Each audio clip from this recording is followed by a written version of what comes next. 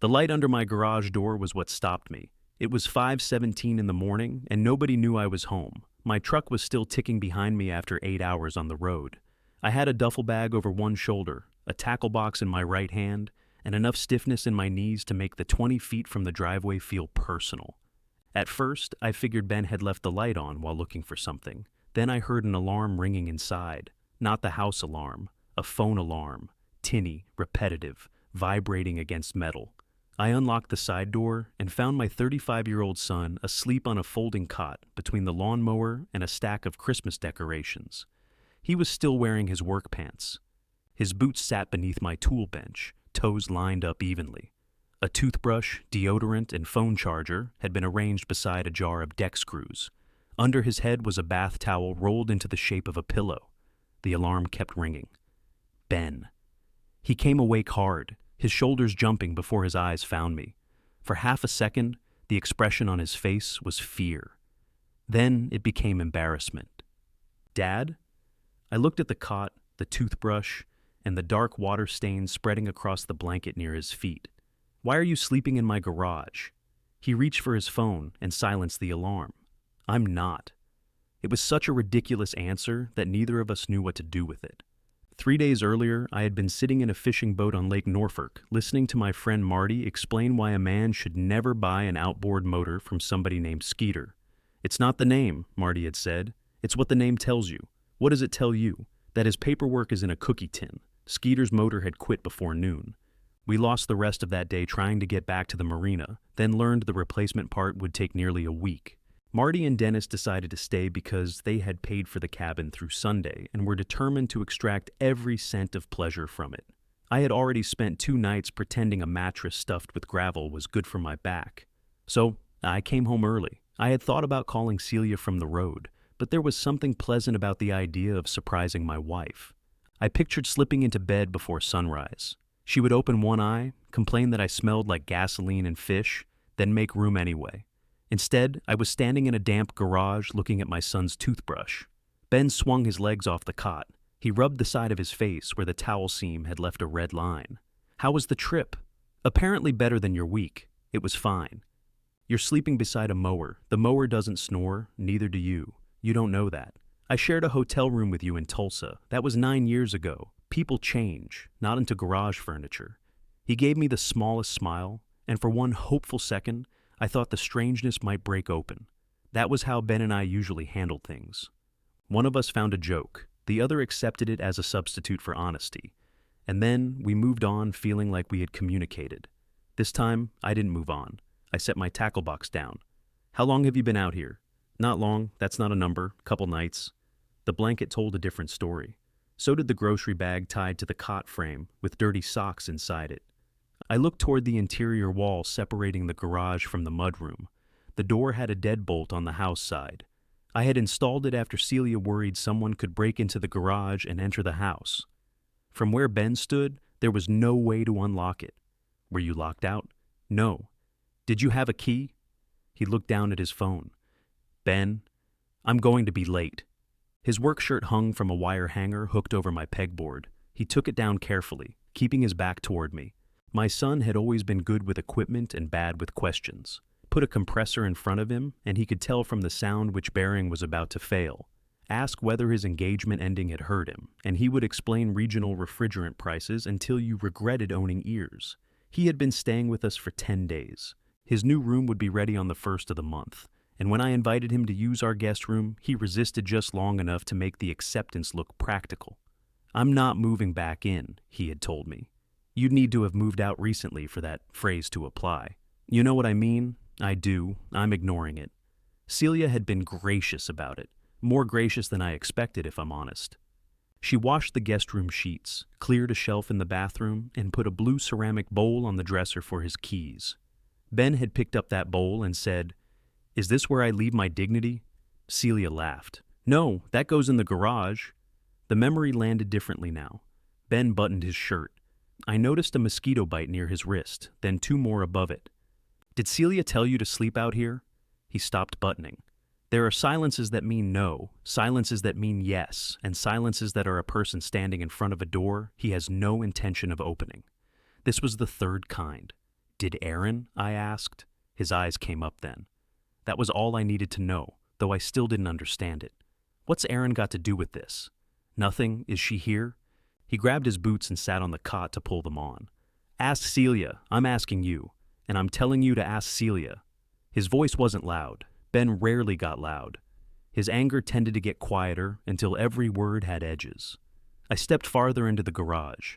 The air smelled like wet concrete, grass clippings, and the rubber floor mats I kept meaning to throw away. Above the cot, a thin brown line showed where rainwater had worked its way through a seam in the roof. Ben had placed an empty paint tray under the drip. That ordinary little solution bothered me more than the cot. He had not come out here for one bad night and gotten stuck. He had studied the problem. He knew where the water fell. You could have called me. He tied one boot, then the other. You were fishing. I had a phone. You were having a good time. That's not an answer. It's the one I've got. He stood and reached past me for his work jacket. I caught his arm, not hard, just enough to stop him. He looked at my hand until I released him. Tell me why you're out here. His jaw shifted. For a moment I saw how tired he was, not sleepy, tired in the deeper way, as if even being discovered had become another thing he needed to manage. Then he said, because it was easier. Easier than what? He opened the exterior door. Exactly. He walked past my truck toward his van. I followed him halfway down the driveway, barefoot now, because I had stepped out of my deck shoes in the garage without noticing. Ben? He opened the driver's door. You coming back tonight? He rested one hand on the roof of the van. A faded company logo covered the side panel, and beneath it his name had been applied in white block letters. Ben Mercer, Senior Service Technician. My son had earned that promotion 6 months earlier. I had missed the dinner his company held for him, because Aaron called Celia from Nashville after a breakup, and Celia did not want to make the drive alone. There was always a reason. I don't know, he said. This is your home. The words came out automatically. Ben studied me across the open van door. No, he said. It's your house. He got in and drove away. I stood in the driveway until his taillights vanished at the end of the street. The sun was starting to thin the dark behind the rooftops, and somewhere nearby, a sprinkler clicked in a slow circle. I became aware of how foolish I must look, standing there in my socks with a fishing shirt tucked into wrinkled jeans. The garage light was still on. I went back and looked around more carefully. Ben's small suitcase was tucked behind my table saw. His razor sat in a coffee mug. A clean work uniform hung beside the first one, and on the shelf above the cot were 3 protein bars and a bottle of antacid. 3 nights, minimum, probably more. The door to the mudroom was locked from the house side. I tried it twice anyway. When I finally entered through the kitchen, the first thing I saw was a man's wallet on the counter. Not mine, not Ben's. It was brown leather, overstuffed with receipts, beside a set of keys attached to a tag from a luxury car dealership. A half-empty bottle of sparkling water stood next to it, and someone had left a balled-up paper towel on one of Celia's good plates. Then I noticed the shoes. Aaron's white sandals were under the breakfast table. Beside them sat a pair of loafers with no socks in them, which was how Luke always left his shoes, as if they had fainted. A suitcase stood near the pantry. Another blocked the hallway. I heard a door open upstairs. Luke appeared at the top of the steps wearing gym shorts and one of my bathrobes. He looked at me. I looked at the robe. The robe was navy blue with a stitched letter W over the pocket. Luke glanced down as if he had only just discovered this. Well, he said, you're back. That's what the evidence suggests. He tightened the belt. Boat trouble? Where's Ben? Luke scratched his chest through my robe. Work, I guess. Where was he sleeping? A pause. Luke glanced toward the closed bedroom door behind him. Didn't ask. You walked through the garage yesterday. How would you know that? Because your golf clubs are leaning against my drill press. He smiled, but it arrived late. Right. How long have you and Aaron been here? Few days. How many? You're really coming in hot for 5 in the morning, Walt. I looked at him in my robe, standing 10 feet from the room where my son should have been sleeping. You haven't seen hot yet. That woke him up more effectively than coffee. Luke had known me 11 years. In all that time, I had raised my voice to him once when he backed over a sprinkler head and blamed the sprinkler for being poorly located. Even then I had apologized before he did. He came down 2 steps, lowering his voice as if he had become the reasonable one. The townhouse is a mess. Contractor pulled out the cabinets, found mold behind one wall, whole timeline got shot. Celia said we could stay here. In Ben's room? It's not Ben's room. I stared at him. Luke lifted both hands. I mean, permanently. He's only here temporarily, right? Everybody is temporarily somewhere. It's not a philosophical statement. Why is he in the garage? You'd have to ask him. I did, and he told me to ask Celia. Luke stopped smiling. From upstairs came the soft thump of another door opening, followed by Aaron's voice. Luke, he turned. Your mom's husband is home. My name would have used fewer words. Luke knew that. Aaron stepped into the hall, wearing leggings and a long gray t-shirt. Her hair was wrapped in a towel. She saw me at the bottom of the stairs and went pale in a way that answered questions I had not asked yet. Walt, she said, we thought you were coming home Sunday. Who's we? She looked at Luke. That was answer enough too. A toilet flushed in the primary bathroom. Pipes knocked behind the wall. I heard Celia moving around our bedroom, opening a drawer, closing it, unaware that the shape of her morning had already changed. Aaron came down slowly. This isn't what it looks like. I haven't said what it looks like. Ben said he was okay with it. With what? She reached the bottom step and folded her arms. With sleeping somewhere else. Somewhere else has a mower in it. Luke sighed. Can we not make this dramatic? I turned to him. He took one look at my face and busied himself removing my robe. Celia appeared upstairs in her pale green nightgown, one hand still smoothing her hair. She smiled when she saw me. It was real at first, warm, surprised, almost delighted. Then she noticed the tackle box by the kitchen door, then Aaron, then Luke holding my robe. Finally, she looked through the open mudroom doorway and saw the garage light. Her smile disappeared. Oh, she said. I waited for her to come downstairs. No one spoke. The refrigerator hummed. Luke laid my robe over the banister with surprising care. Aaron stared at a scratch in the hardwood floor. Celia descended one step at a time, keeping her eyes on me as if sudden movement might make things worse. When she reached the kitchen, she kissed my cheek. It was one of the strangest things she had ever done. You should have called, she said. I could still smell the rain in the garage on my clothes. I asked Ben why he was sleeping out there. Celia drew in a breath, then opened the cabinet where we kept the coffee. And what did he tell you? He told me to ask you. Her hand stopped on the canister. Behind me, Luke's car keys made a small metallic sound as Aaron picked them up from the counter. Celia set out 2 mugs. He's making it sound worse than it was. I watched her measure the coffee with a steady hand. He didn't make it sound like anything, I said. That's the part that worries me. Celia poured water into the coffee maker and pressed the button. Nothing happened. She pressed it again. It helps if you put the pot under it, I said. The glass pot was still upside down on the drying mat. Celia stared at it as though I had hidden it there to embarrass her. Then she turned it over, slid it into place, and pressed the button a 3rd time. Luke cleared his throat. I'm going to get dressed. No, I said. He looked at me. I'd like everybody here while Celia explains. Celia faced the counter. There's nothing to explain. Good. This shouldn't take long. Aaron put Luke's keys back beside his wallet. Mom, just tell him. Tell me what? That it got complicated. I pulled out a kitchen chair and sat down. My knees made that choice for me, though judging by the way everyone watched, it looked strategic. Celia finally turned around. Aaron called Tuesday night. The contractor found mold, and they couldn't stay at the townhouse with the wall opened up. The contractor didn't say we couldn't stay, Luke said. He recommended we not stay. She gave him a look. That is the same thing, not for insurance. No one asked about insurance, I said. Luke leaned against the banister. Aaron moved away from him, just an inch or 2. Celia crossed her arms. They needed a place to sleep. Ben said they could use the guest room. For one night, Aaron said. Celia's eyes flashed toward her. That was the original idea, Aaron added. And after the first night, Ben slept on the couch. I waited. The coffee maker began gurgling behind Celia. It seemed indecently loud. And after the couch? I asked. Luke couldn't sleep, Celia said. I had work calls with Singapore. You sell restaurant flooring, I said. Luke looked offended. Restaurant flooring is international. At 2 in the morning, it was 11 in California. Then there were emails. You couldn't send emails from the guest room? Aaron was asleep. I was trying to sleep. Aaron said. Luke looked at her. I said I was sorry. You said the television was helping you think. It was on mute. It still makes light. Celia lifted both hands. This is exactly what it was. Logistics. Nobody banished anybody.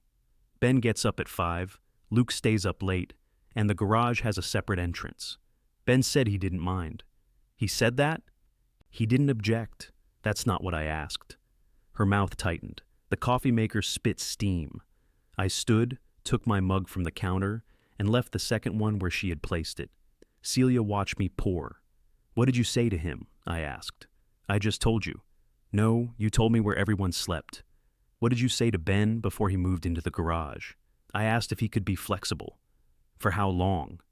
I didn't know how long the repairs would take. So he was supposed to sleep outside until Luke's contractor finished?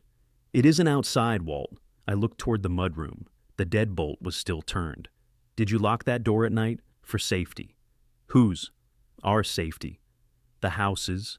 Our house was safe from Ben? You're twisting everything. I put the coffee down before I spilled it. Was he able to come inside to use the bathroom? Of course. How? He had to knock, Aaron said quietly. Celia shut her eyes.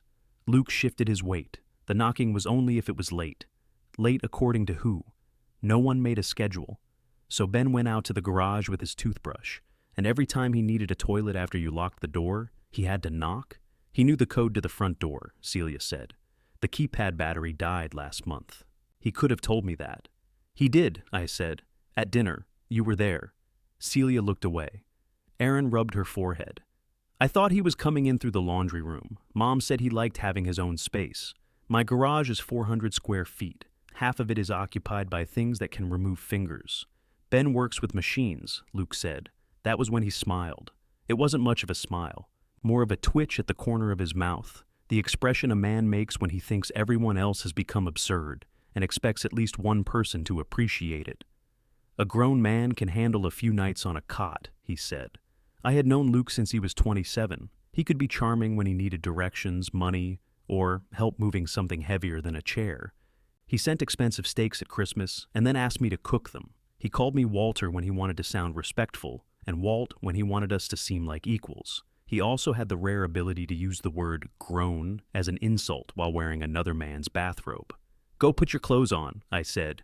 You told me not to. I changed my mind. He pushed off the banister. Glad we cleared that up. Bring your suitcase down when you come back. The room went still. Aaron's arms dropped to her sides. Luke turned halfway toward the stairs, then looked at Celia rather than me. Mom? She hated when he called her that. Aaron hated it more. Walt doesn't mean that, Celia said. Yes, I do. You just got home. You're exhausted. I'm awake enough to know my son shouldn't be sleeping in the garage so your son-in-law can watch television. It wasn't because of television. Then what was it? Nobody answered. That silence was different from Ben's. His had been guarded. Theirs moved between them like something being passed hand to hand. I looked at Aaron. What haven't I heard? She opened her mouth. Celia stepped in before she could speak. Ben was in a mood from the moment they arrived. A mood? He was cold to Luke. Luke gave a soft laugh. He's always cold to me. Because you call him Benny, Aaron said. He knows I'm kidding. He's asked you to stop. It's a nickname. It's not his name. Celia spoke louder. Ben made it clear he didn't want them here. Aaron had just been through a terrible week, and he couldn't make an effort for one evening. I made chicken, Aaron said. Everyone looked at her. She shrugged, suddenly self-conscious. Ben came home from work and made chicken. He bought that lemon pepper I like. He didn't know we were staying until he walked in and saw the suitcases. That doesn't mean he was welcoming, Celia said. He gave us the room. Then he sulked about it. How? He went to bed. On the couch, Aaron said. At 11. Luke came down one step. Can I point out this is getting petty? No, Aaron and I said together. For the first time that morning, something almost human passed between us. Not agreement exactly, but recognition. Aaron looked as surprised by it as I was. Celia heard it too. Her face changed. I understood then that this wasn't only about where Ben had slept. There was something older in the kitchen, something Celia had been feeding in small portions for years. She took my coffee mug and moved it 6 inches to the right, putting it on a coaster. You always do this, she said. Use the table? Turn everything into a test of whether I care about Ben. I asked why he was sleeping in the garage, and I answered you. You told me it was logistics. It was.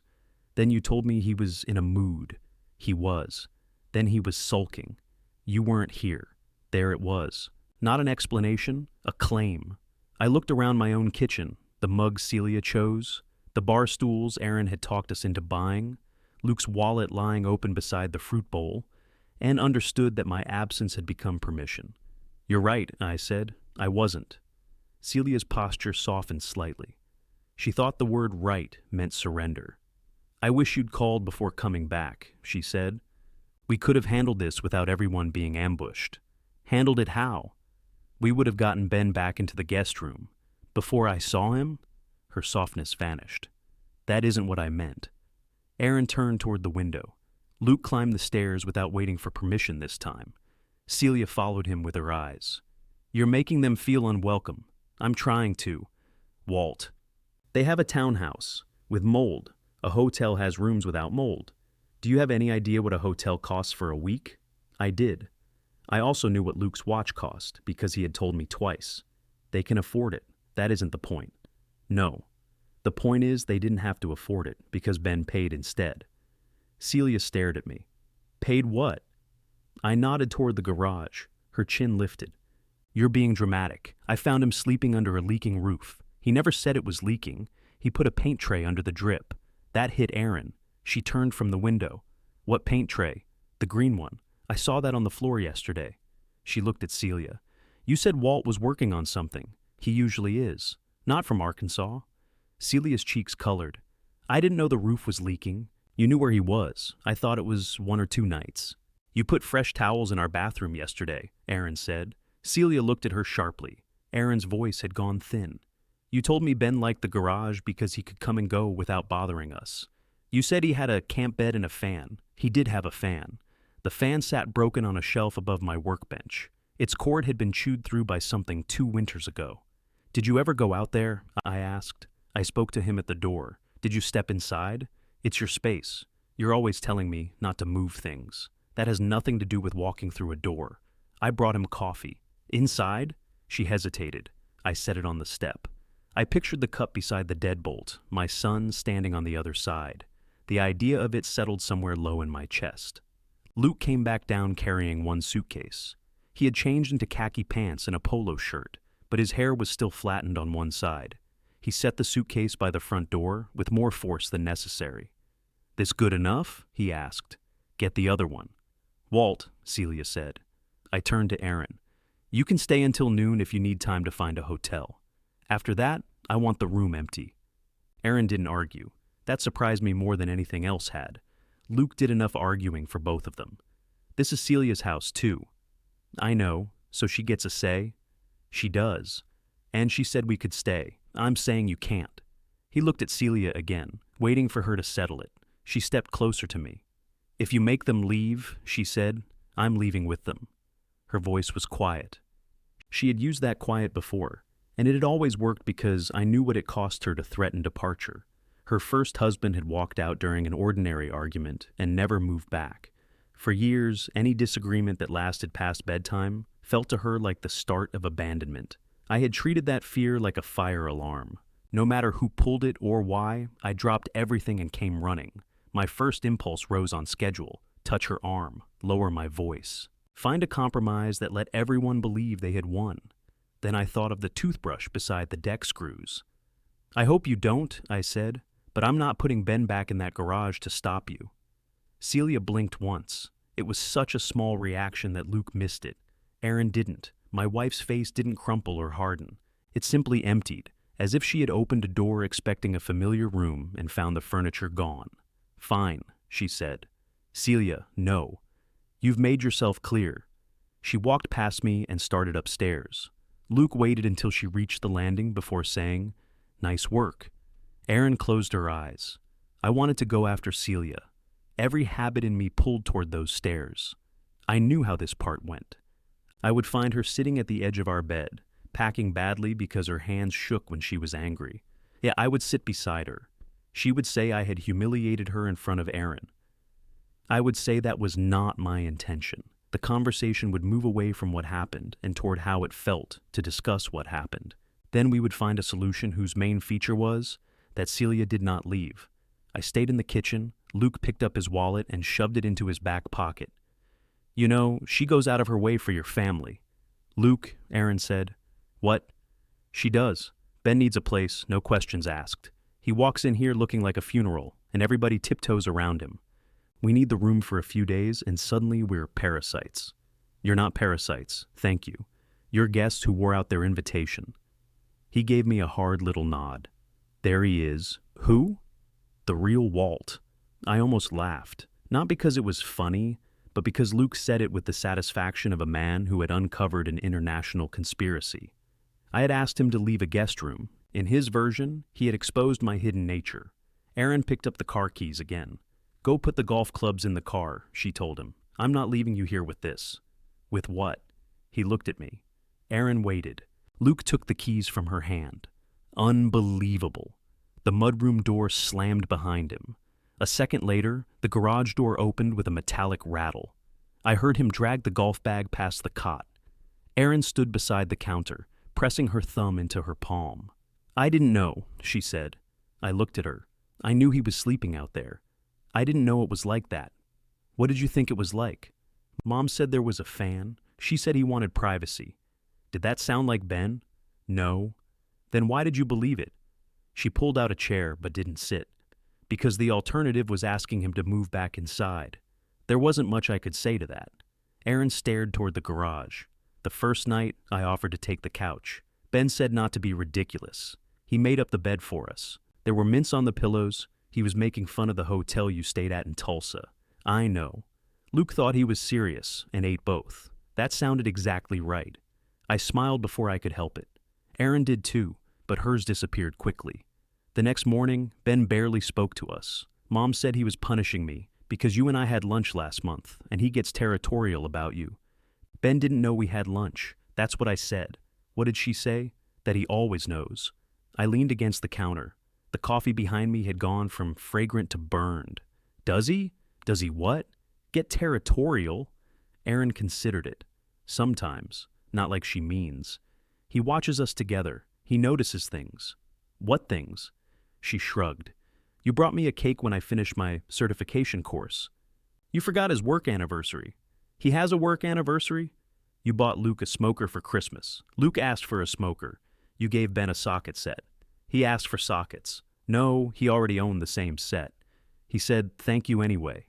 I remembered standing in the hardware store, pleased with myself for knowing the brand he liked. Aaron finally sat down. I'm not saying Mom was right. I'm saying she didn't invent all of it. The garage door rattled shut. Luke came back through the mudroom, carrying Ben's blue ceramic key bowl. This was sitting on his suitcase, he said. Where do you want it? On the dresser, Aaron and I said together. Luke set it on the counter instead.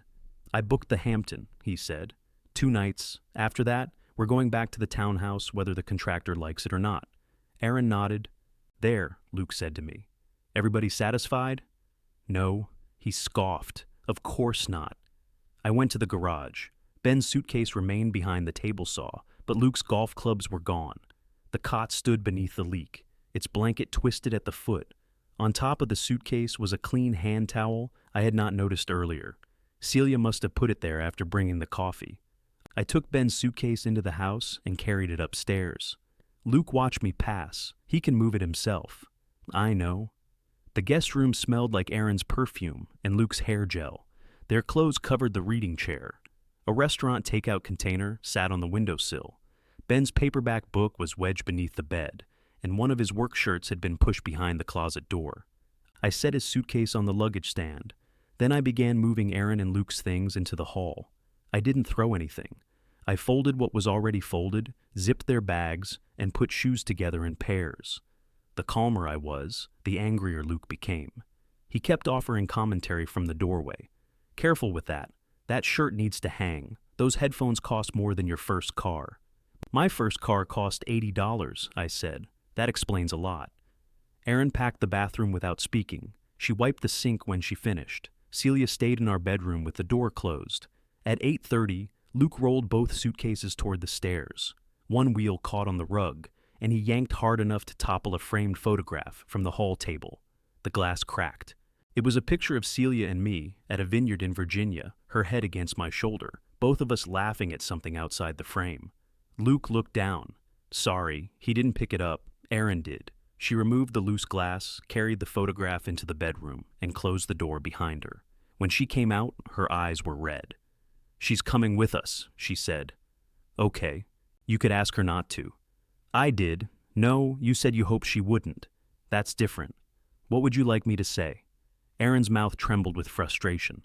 "I don't know, Walt. Something that makes it clear she matters. Ben matters. I know that." "Does she?" The question stopped me. Erin wiped beneath one eye with the heel of her hand.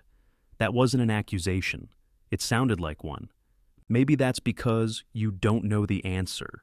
Luke called her from downstairs. She took a breath, lifted the smaller suitcase, and followed him. Celia emerged a few minutes later with an overnight bag and the hard expression she wore when she was determined not to cry until she reached a place where somebody could appreciate it. She had changed into jeans and a navy blouse. Her wedding ring was still on. "Erin and Luke are going to the hotel," she said. "I'm staying at the townhouse. I thought the mold made it unsafe. It's one wall in the living room. The bedroom is fine, so they could have stayed there. That's what you've taken from this?" "No." She looked past me into the guest room. I had stripped the bed. The sheets lay in a bundle on the floor. "You made your point." "I'm not trying to make a point. You carried his suitcase upstairs like a flag. I carried it because it was behind my table saw. You want me to feel cruel. I want to understand why he wouldn't tell me." Celia's eyes met mine. "Maybe he knew what you would do." "I don't think he did." She adjusted the strap of her bag. "Call me when you can discuss this without treating me like some wicked stepmother from a cartoon." "Did you tell him I'd resent choosing between you?" The bag slipped slightly from her shoulder. That was the first honest answer I got all morning. She recovered quickly. "He twists things when he's upset." "Did you say it?" "I told him our marriage has been under strain." That was news to me. Exactly. She walked downstairs before I could ask what that meant. At the front door, she stopped. "You always assume quiet means everything is fine, Walt. I'm starting to see that." She looked at me for a long second, perhaps waiting for the rest. I didn't know what the rest was. She left. The house became silent in stages. First, Luke's voice disappeared, then the car doors shut. Then an engine started, followed by another. Tires moved over the loose gravel at the edge of the driveway. By 9, I was standing alone in the guest room with the cracked photograph on the dresser. I called Ben. He didn't answer. I texted him that Erin and Luke were gone and his room was ready. 3 dots appeared, vanished, then appeared again. Finally, he wrote, "I'll get my stuff after work." I read it twice. "Your stuff is inside," I replied. His answer came immediately. "Why?" I stared at the question until the screen dimmed. "Because that's where it belongs," I typed. He didn't respond. I spent the day finding small evidence of how thoroughly 4 adults could alter a house in less than a week. Luke's charger occupied my side of the bedroom. Erin's vitamin bottles filled the kitchen windowsill. Someone had moved Ben's coffee mug to the highest cabinet, behind a gravy boat we used once a year. I put it back beside mine. At 6:20, Ben's van pulled into the driveway. He came through the garage rather than the front door and stopped when he saw the empty cot. I had folded the blanket but left everything else where it was. "Where's my suitcase?" "Guest room." He walked into the house without removing his boots. I followed him upstairs. The room was clean. I had changed the sheets, replaced the cracked picture frame, and put the blue bowl back on the dresser. Ben stood in the doorway, taking it in. "Where's Celia?" "At Erin's townhouse." "And Erin?" "Hotel with Luke." He gave one short nod. "I told them to leave," I said. I figured. Celia chose to go too. This time his nod was slower. I waited for him to say something. Gratitude, anger, disbelief. Anything that would tell me what my decision had accomplished. He crossed the room, lifted his suitcase, and zipped it shut. "What are you doing?" "Taking my stuff. You don't have to." "I know." "Then stay. Ray has a spare room." "Your coworker Ray?" "Yes, the one with the ferrets." "They are not allowed upstairs." "Ben." He lifted the suitcase from the stand. "I fixed it," I said. His expression changed. "Not much. just enough to let me hear what I had said. "You fixed the room," he replied. "I made them leave. After you found me. I didn't know before. That's the whole system, Dad. You never know because I'm always the one making it easy." I stepped back as if he had pushed me. He carried the suitcase into the hall. "I came home the second night," he said. Celia had locked the mudroom door. I knocked. Nobody heard me. "I could see Luke through the kitchen window, watching television in your robe." He gave a humorless laugh. "So, I went back to the garage. I thought about calling you. Then I realized if I called, you'd calm everybody down. You'd tell me Celia was scared, Aaron was stressed, Luke was being Luke, and somehow I'd end up apologizing for ruining your trip. I wouldn't have done that. You've done it before." He went downstairs. I followed him as far as the kitchen. At the garage door, he picked up his blue bowl from where Luke had left it on the counter. He turned it over in his hands, then set it back down. "Keep it," he said. "Your key's in there. I know." He left the key in the bowl and walked out. The deadbolt clicked automatically when the door closed behind him. I stood staring at it, listening as his van started. By the time I remembered I could unlock the door, he was already gone. I unlocked it anyway. The garage was empty except for the cot, the towel pillow, and the fan with the chewed cord. Ben had taken his clothes, razor, charger, and protein bars. The paint tray remained under the leak. A drop struck the bottom with a hollow metallic tick. I sat on the cot. It gave a warning creak beneath me. From there, the garage looked different. My shelves blocked most of the overhead light. The mower handle stuck out at shoulder height. If Ben sat up too fast, he would hit it. The only window faced the side fence and had been painted shut years ago. I had called this my space whenever Celia wanted me to clear it out. Ben had been living in it, and I hadn't even left him enough room to stand straight. I took his key from the blue bowl and put it in my pocket. The house was too quiet for sleep. I opened the refrigerator and found a foil-covered casserole labeled Thursday in Celia's handwriting. It was Saturday. Beside it sat a plastic container holding one chicken breast and a few roasted carrots. Ben's lemon pepper chicken. I ate it cold over the sink. At 9:15, Celia texted that she was safe. No greeting, no location, just the word safe placed where a conversation might have been. I wrote, "I'm glad." She answered with a thumbs up. Celia used the thumbs up when she wanted to make punctuation feel hostile. I carried my duffel upstairs. The bedroom smelled like her lotion, and the corner where her overnight bag usually sat was empty. On my nightstand was the mystery novel she had been reading. She had left her reading glasses folded on top of it. I picked up my phone twice, intending to call her. Both times I put it down. That restraint felt less noble at 1 a.m. than it had in the kitchen. By 2, I was back downstairs looking through the junk drawer for batteries.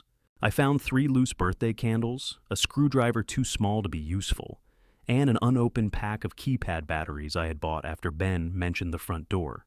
I had put them in the drawer and forgotten them.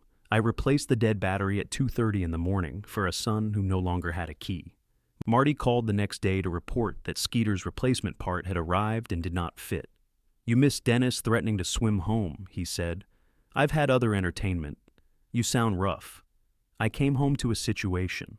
What kind? I considered telling him. Marty and I had known each other 28 years, which meant he could make me feel foolish using only silence. "Family," I said. "Ah, that's all you've got?" "You said family. If it was fixable, you'd have named the appliance." I sat at the breakfast table, turning the blue bowl in slow circles. Ben was sleeping in my garage. Marty didn't speak. Celia gave Aaron and Luke the guest room. Still nothing. I made them leave. Celia left too. Ben went to stay with a guy who owns ferrets. Ray. You know Ray? Met him at Ben's promotion dinner. The bowl stopped turning. "You were there?" Dennis and I both went. Nobody had told me, or maybe somebody had. I had a faint memory of Ben sending a group message with a date, then Celia coming into the room crying because Aaron had called from Nashville. Aaron's boyfriend at the time had ended things while they were visiting friends, and she wanted her mother. Celia had been in no shape to drive 5 hours alone. I had told Ben he understood. "Was it a nice dinner?" I asked. "It was a hotel chicken dinner. Nice isn't the category." "Did he give a speech?" "About 3 minutes. Thanked his crew. Thanked Ray for recommending him. Made a joke about refrigeration being the only profession where nobody's happy to see you until everything starts melting. That sounds like him. He looked for you when the door opened. I rubbed my thumb over a chip in the bowl's glaze. Marty, why didn't you ever tell me I was a bad father? You never asked. I'm asking now. No, you're asking for a verdict. That's different. Fine, give me one. You raised a man who will sleep in a garage before he bothers you on vacation. Make of that what you will. We sat with that. Then he said, Skeeter wants to know if you're interested in an outboard motor. I laughed harder than the joke deserved. Marty let me. After we hung up, I opened my messages with Ben and searched the word promotion. The invitation was there. So was my reply. Proud of you. Rain check dinner when I'm back. No rain check dinner had occurred. I had sent a tool catalog 3 weeks later with 3 socket sets circled. Around noon, Erin called. I answered on the 4th ring.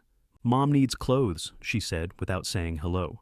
She can come get them. She doesn't want to see you. I can leave. That seems unnecessary. So does using you as a delivery service, she asked me. She asks you for a lot.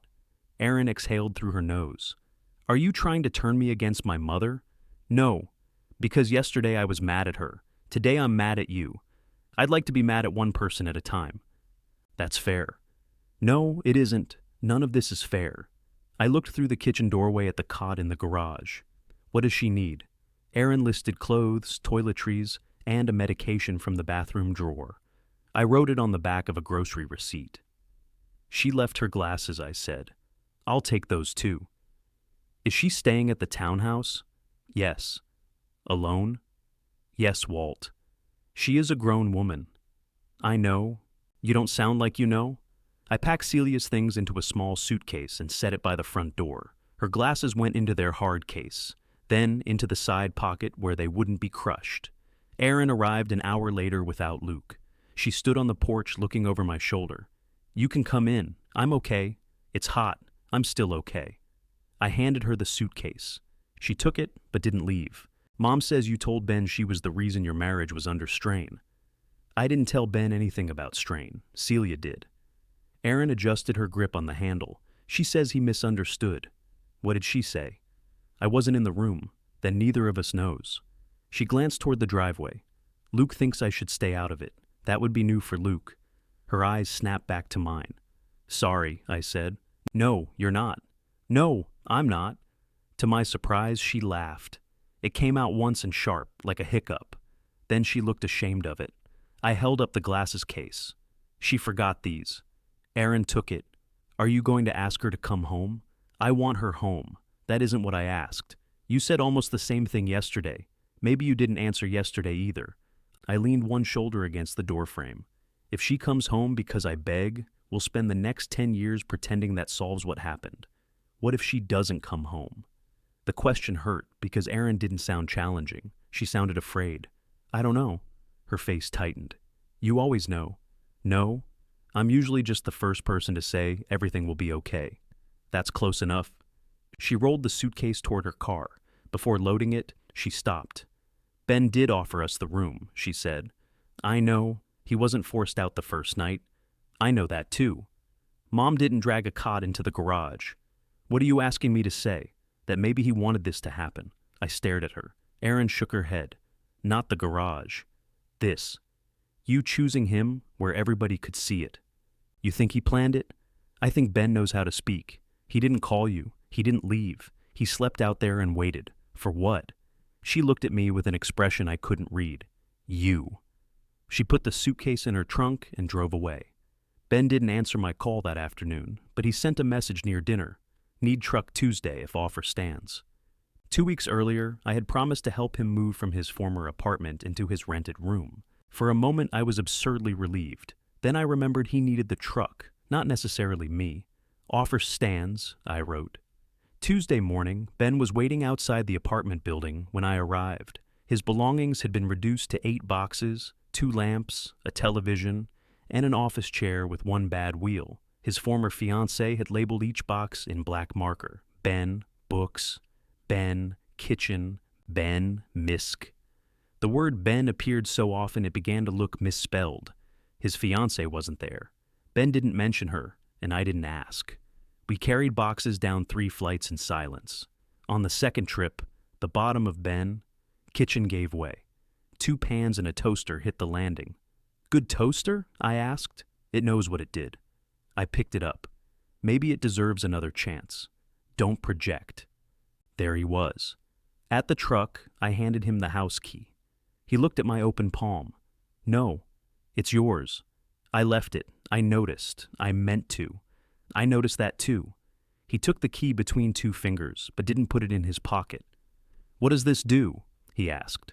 Opens the doors. You know what I mean. It means you can come in. When Celia comes back? Yes. When Aaron needs the room? Yes. When your marriage is under strain? I closed his fingers around the key. It means I won't negotiate you out of my life to make somebody else feel secure. His hand stayed closed. That's a big sentence, he said. I've had 3 nights to work on it. It needs sanding. Probably. He put the key in his pocket. That was all. No embrace, no forgiveness. We loaded the broken toaster and drove to the room he was renting from a woman named Paula, who restored old furniture and had painted every interior door a different color. Ben's door was yellow. We set up his bed, wrestled the office chair upstairs, and discovered the television had acquired a crack during the move. Ben stared at the black line across the screen. Good, he said. Now it matches my life. On my way out, he handed me a cold bottle of water. Thanks for the truck. You're welcome? He did not thank me for anything else. As I reached the stairs, my phone buzzed. Luke had sent a photograph of the unfinished wall in the townhouse. Beneath it was a message. Since you're not fishing, any chance you can help me fit the cabinets this weekend? I looked back at Ben's yellow door, then at the picture of the room my wife had left me to sleep in. For once, I didn't search for the nicest way to answer. I typed one word. No. Luke responded before I reached the bottom of the stairs. No as in no time, or no as in still throwing a fit. I stopped on the landing and looked at the message. No as in you'll need to hire someone. The typing dots appeared immediately. You know the contractor already screwed us. Then the contractor should make it right. That isn't how the real world works. It was the sort of sentence Luke used whenever the real world failed to arrange itself around him. I put the phone in my pocket. Paula was stripping varnish from a side table in the front room. She wore safety glasses and a respirator, and when she saw me coming down, she pulled the respirator aside. Everything fit? Mostly. The television gave its life. Good. I hate televisions. You and Ben should get along. He pays on time and owns headphones. We're already in love, Ben called from upstairs. I can hear you. Paula pulled the respirator back over her face. Headphones, Mercer. I left smiling, which made me feel guilty in a way that didn't make sense. The morning had gone well. Ben had accepted the key. We had made jokes. I had helped him move without starting a conversation he didn't want. Then I got in my truck and spent 10 minutes wondering whether I had mistaken tolerance for progress. Luke sent another message. Celia is sleeping here because of you. Helping would show good faith. I wrote, helping with cabinets would show I'm helping with cabinets. He did not answer. A few minutes later, Aaron did. Did you have to be rude? I started the truck, then shut it off again. I said no. You know that's not all you said, he asked. I answered. He says you're punishing us. I looked through the windshield at the apartment building. Ben appeared behind the third-floor window, his shape distorted by old glass. He raised one hand. I raised mine. Then his yellow door closed somewhere behind him, and he disappeared. I'm not punishing anyone, I wrote. I'm not available. Aaron's response took longer. You're always available. I read that several times. Not this time. At home, the blue bowl was still on the kitchen counter. I put it back on the guest room dresser even though there was no key in it. The room looked too finished. Fresh sheets, empty closet, clean windowsill. I had made it ready for Ben, and he had chosen a narrow rented room with a yellow door instead. I shut the door, but opened it again before walking away. Celia and I had a rule about bedroom doors. She disliked closed ones. In her first marriage, a closed door meant her husband was angry and would not speak until she apologized, whether she knew what for or not. When we married, she asked me never to shut her out that way. Somehow, that rule had spread through the entire house. By Thursday, the silence between us had become its own routine. Celia sent one message each morning. Need the gray cardigan. Did my dentist call? Please put the water bill in my desk. I answered each request. I left the cardigan on the porch. I told her the dentist had moved her cleaning to October. I put the bill on her desk. She never asked how I was. I never asked when she was coming home. I ate scrambled eggs for dinner twice. The third night, I tried making chili and forgot the beans. It became meat sauce with identity problems. Marty called to tell me the motor had finally started, then immediately caught fire. Small fire, he said. Is there a good size? The size Dennis can put out with a beach towel. Why did he have a beach towel in the boat? Because he plans ahead. I told him about moving Ben and giving back the key. And, he asked, and what? Did trumpets play? No. Then you probably did something useful. Before we hung up, he said, call your wife. That your official advice? No. Official advice costs money. You've never charged me. That explains why you don't listen. I called Celia at 8:30. She answered on the second ring, but said nothing. Hi, I said. Hello? How's the townhouse? Dusty? Is the bedroom comfortable? The mattress is on the floor. I pictured her climbing onto it with her bad hip. Instinct told me to offer to bring over the bed frame stored in our attic. I let the thought pass. I helped Ben move, I said. So I heard. From who? Aaron, Luke told Aaron. Apparently everyone speaks to everyone except me. I'm speaking to you now, about Ben. I rubbed my forehead. How are you? I'm sleeping in an unfinished townhouse because my husband threw my family out. I asked Aaron and Luke to leave. You chose to go, because you made me choose. No. You said if they left you'd leave. That was your condition. And you called my bluff. I didn't think it was a bluff. She grew quiet. In the background I heard something scraping, then Luke's voice asking where a drill bit was. Celia covered the phone, but not before I heard her say, I don't know, Luke. They're your tools. Are they still at the hotel? I asked. They're here working. At 8:30? The contractor says the cabinets need to go in before the countertop measurement. Luke asked me to install them. I know. I said no. I know that too. Did he tell you why? He said you're trying to teach him a lesson. He gives me more credit than I deserve. He also said you were rude. I used complete sentences. Celia sighed, and for a moment it sounded familiar. I could see her sitting at the edge of the mattress, rubbing the place between her eyebrows. Come home, I said. The words left me before I decided what they meant. She did not answer right away. Are you apologizing? She asked. For what? The scrape in the background stopped. For overruling me in my own house. For speaking to Luke the way you did. For making Aaron believe I deliberately mistreated Ben. You did deliberately ask him to sleep in the garage for one night. And when one night became 6, he could have said no. So could you. That isn't an apology. No. Her breath caught. Then what does come home mean? It means I want you here so we can talk. We're talking now. No. We're arguing through a phone while Luke looks for tools he doesn't know how to use. I am not coming back to be interrogated. I don't want to interrogate you. You asked the same questions 10 different ways Saturday, because the answers kept changing. She became very still on the other end. Even without seeing her, I knew. I have to go, she said. Celia. Luke found the drill bit. The call ended. Friday morning, there was a padded envelope on my porch. Inside was the photograph from the vineyard, the one Luke had knocked down. Aaron had put it in a new frame. On the back, she had written, Mom cried when she saw this. Thought you should know. I carried it upstairs. The original picture had shown more than I remembered. Celia and I were not looking at the camera. She was laughing because a bee had landed in my wine, and I was pretending to offer her the glass. Behind us, rows of vines ran down a green hill beneath a cloudless sky. That trip had been her idea. I hadn't wanted to go because Ben had just ended a relationship, and I thought he might need me. He told me to stop hovering and take my wife somewhere nice. I set the picture on Celia's nightstand. An hour later, Luke called. I considered letting it ring, then answered. What?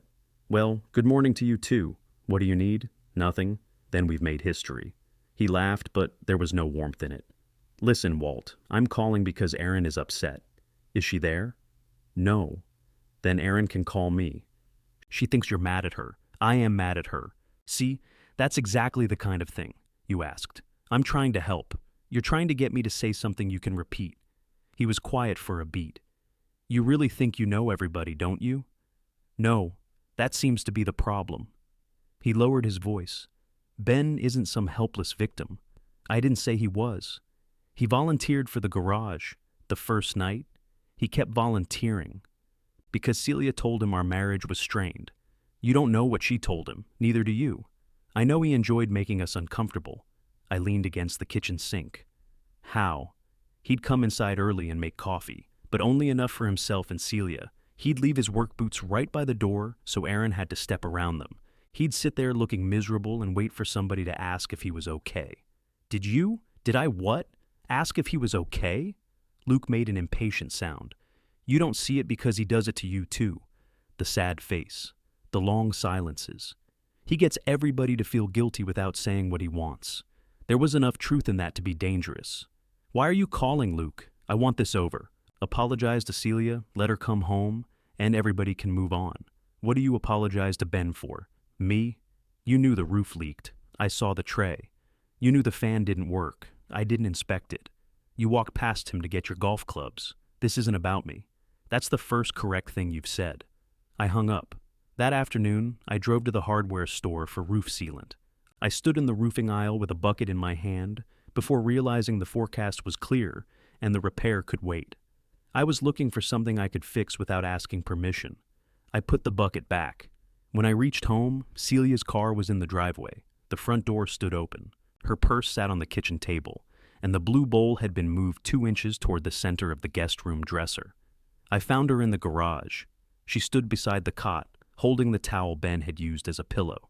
The blanket remained folded at the foot, and the paint tray was still beneath the stain. You left it like this, she said. Yes. Why? I don't know yet. She looked up at the mower handle, then down at the narrow strip of concrete between the cot and my shelves. I thought he had more room. He didn't. I thought the fan worked. It hasn't worked in 2 years. She set the towel down carefully. I didn't know. No, I said. You didn't come inside. Her face hardened again. I came to get the rest of my clothes. Okay, I'm not moving back. I didn't ask. That's the problem, Walt. She tried to move past me, but the cot left only enough space for one person. We stood there, blocked by the bed neither of us had been willing to remove. Celia looked at it, then at me. You think leaving this here makes you better than me? No. What does it make you? I put my hand on the mower handle to steady it. A man who got very good at being calm because he was afraid of what would happen if he ever told the truth. Celia looked at me as if she expected the rest to be a weapon. What truth? That I've spent 11 years trying to keep you from leaving. Her fingers tightened around the rolled towel. I'm standing here with a suitcase in the bedroom, and you think now is the time to tell me you never wanted me? That isn't what I said. It's what you meant. No, it's what you heard. She laughed once. There he is. Calm, Walt. Everybody else hears things wrong. The words landed because they were true often enough. I moved the mower handle away from her shoulder and leaned it against the wall. I wanted you, I said. I still do. But wanting you and being scared of losing you became the same thing somewhere along the way. Her eyes shone, though her voice remained steady. You make that sound like something I did to you. I'm telling you what I did. You're telling me in a way that makes you the patient husband and me, the unstable woman who might run at any second. You did threaten to leave. Because you threw Erin out. I asked her to go to a hotel. You did it in front of everyone. You didn't take me aside. You didn't ask what I needed. I asked why Ben was in the garage. And once you saw him, nobody else was allowed to need anything. The garage had grown warmer as the sun climbed. The narrow window held a square of pale light, full of drifting dust. What did you need? I asked. She stared at me. I'm asking now. That's convenient. It's late. It isn't convenient. She put the towel on the cot. I needed to know whether I had any say in who stayed in my house. You did. You invited Aaron, and you overruled me, because you put Ben out here. He offered the room, then you kept it. Aaron's house was torn apart. One wall. We didn't know that at first. You knew by the second day. Luke said the air quality might still be bad. Luke also says restaurant flooring is international. Her mouth almost moved. Almost. I stepped around the paint tray and sat on the end of the cot. Celia remained standing. I'm not saying Aaron shouldn't have come, I said. I'm saying there were other options before this. Like what? We have a couch. Luke couldn't sleep. Luke could have been tired. He had work. So did Ben. Ben can sleep anywhere. I looked down at the towel. No, she said quickly. That came out wrong. It came out honest. You want honest? She folded her arms. Fine. The minute Ben walked into the house with his suitcase, you changed. How? You were happy. I waited for the rest. Celia seemed irritated that I did. You started getting up at 5:30 to drink coffee with him. You laughed more. You spent 2 evenings in the driveway with that lawnmower you haven't cared about in years. It wouldn't start. It still doesn't. That's not the point. No, it is the point. It didn't matter whether the mower started. You had something to do together. Were you jealous of a lawnmower? Don't make me sound ridiculous. I'm trying to understand. You keep saying that as if understanding me is a repair project. She turned away, studying the shelves. Her gaze settled on a dusty jar full of bolts. When Erin comes over, you're kind to her. You bring out food. You ask about work. But you're hosting. With Ben, you stop hosting. You don't care if the house is messy or dinner is late. You sit at the counter in your undershirt and argue about baseball. He belongs without trying. He's my son. I know. The words broke in the middle. Celia cleared her throat. That's what I've always known. Ben can walk in after weeks of barely calling, and the house shifts around him. Erin comes in and watches where she puts her purse. Erin has a key. She knocks. That's her choice. Is it? I thought of Ben placing his key in the blue bowl, of Erin standing on the porch and refusing to come inside. Celia sat on the opposite end of the cot. The frame sagged between us. I never asked you to love Erin like Ben, she said. I know people say that's how blended families are supposed to work, but it isn't real, not when everybody is already grown. I wanted her to feel she had a place here. She does. You say that. Then the second there's conflict, you decide whose room it really is. It was the guest room. Exactly. Ben gets to be your son. Erin gets to be a guest. I rubbed my hands together. So, you gave her the room to prove something. I gave her the room because she needed it. Both can be true. She looked down. That was another answer. And what did you say to Ben? I asked. I told him Erin and Luke needed a few days. After the first night. Yes. When he asked to come back inside, he didn't ask that directly. What did he ask? He asked how long they were staying. And you said? I said, I didn't know. Then what? She smoothed the wrinkle in the blanket. Walt, I need to hear it. Why? So, you can decide the exact percentage of blame? So I can understand why my son looked afraid when I found him. Celia flinched. He wasn't afraid of me. He wouldn't say your name. Her face went pale, then angry. You have no idea what that man can do with silence. That man is Ben? Yes, that man. He isn't 12. He stood in the kitchen staring at me like I was something on his shoe. I asked him to be flexible. He said he had been flexible since the day you married me. I hadn't known that. What did you say? I told him he was being cruel. And then, he said cruel would be making me say out loud that I wanted him gone. The garage was quiet except for the faint ticking of my truck's cooling engine, though it had been parked for nearly an hour. He gave me a choice, she said. He said he could move back into the guest room that night, or he could find somewhere else to sleep. He wanted me to say it. So you did. I told him the garage was available. My hand closed around the cot frame. For one night, she added. And the thing about our marriage?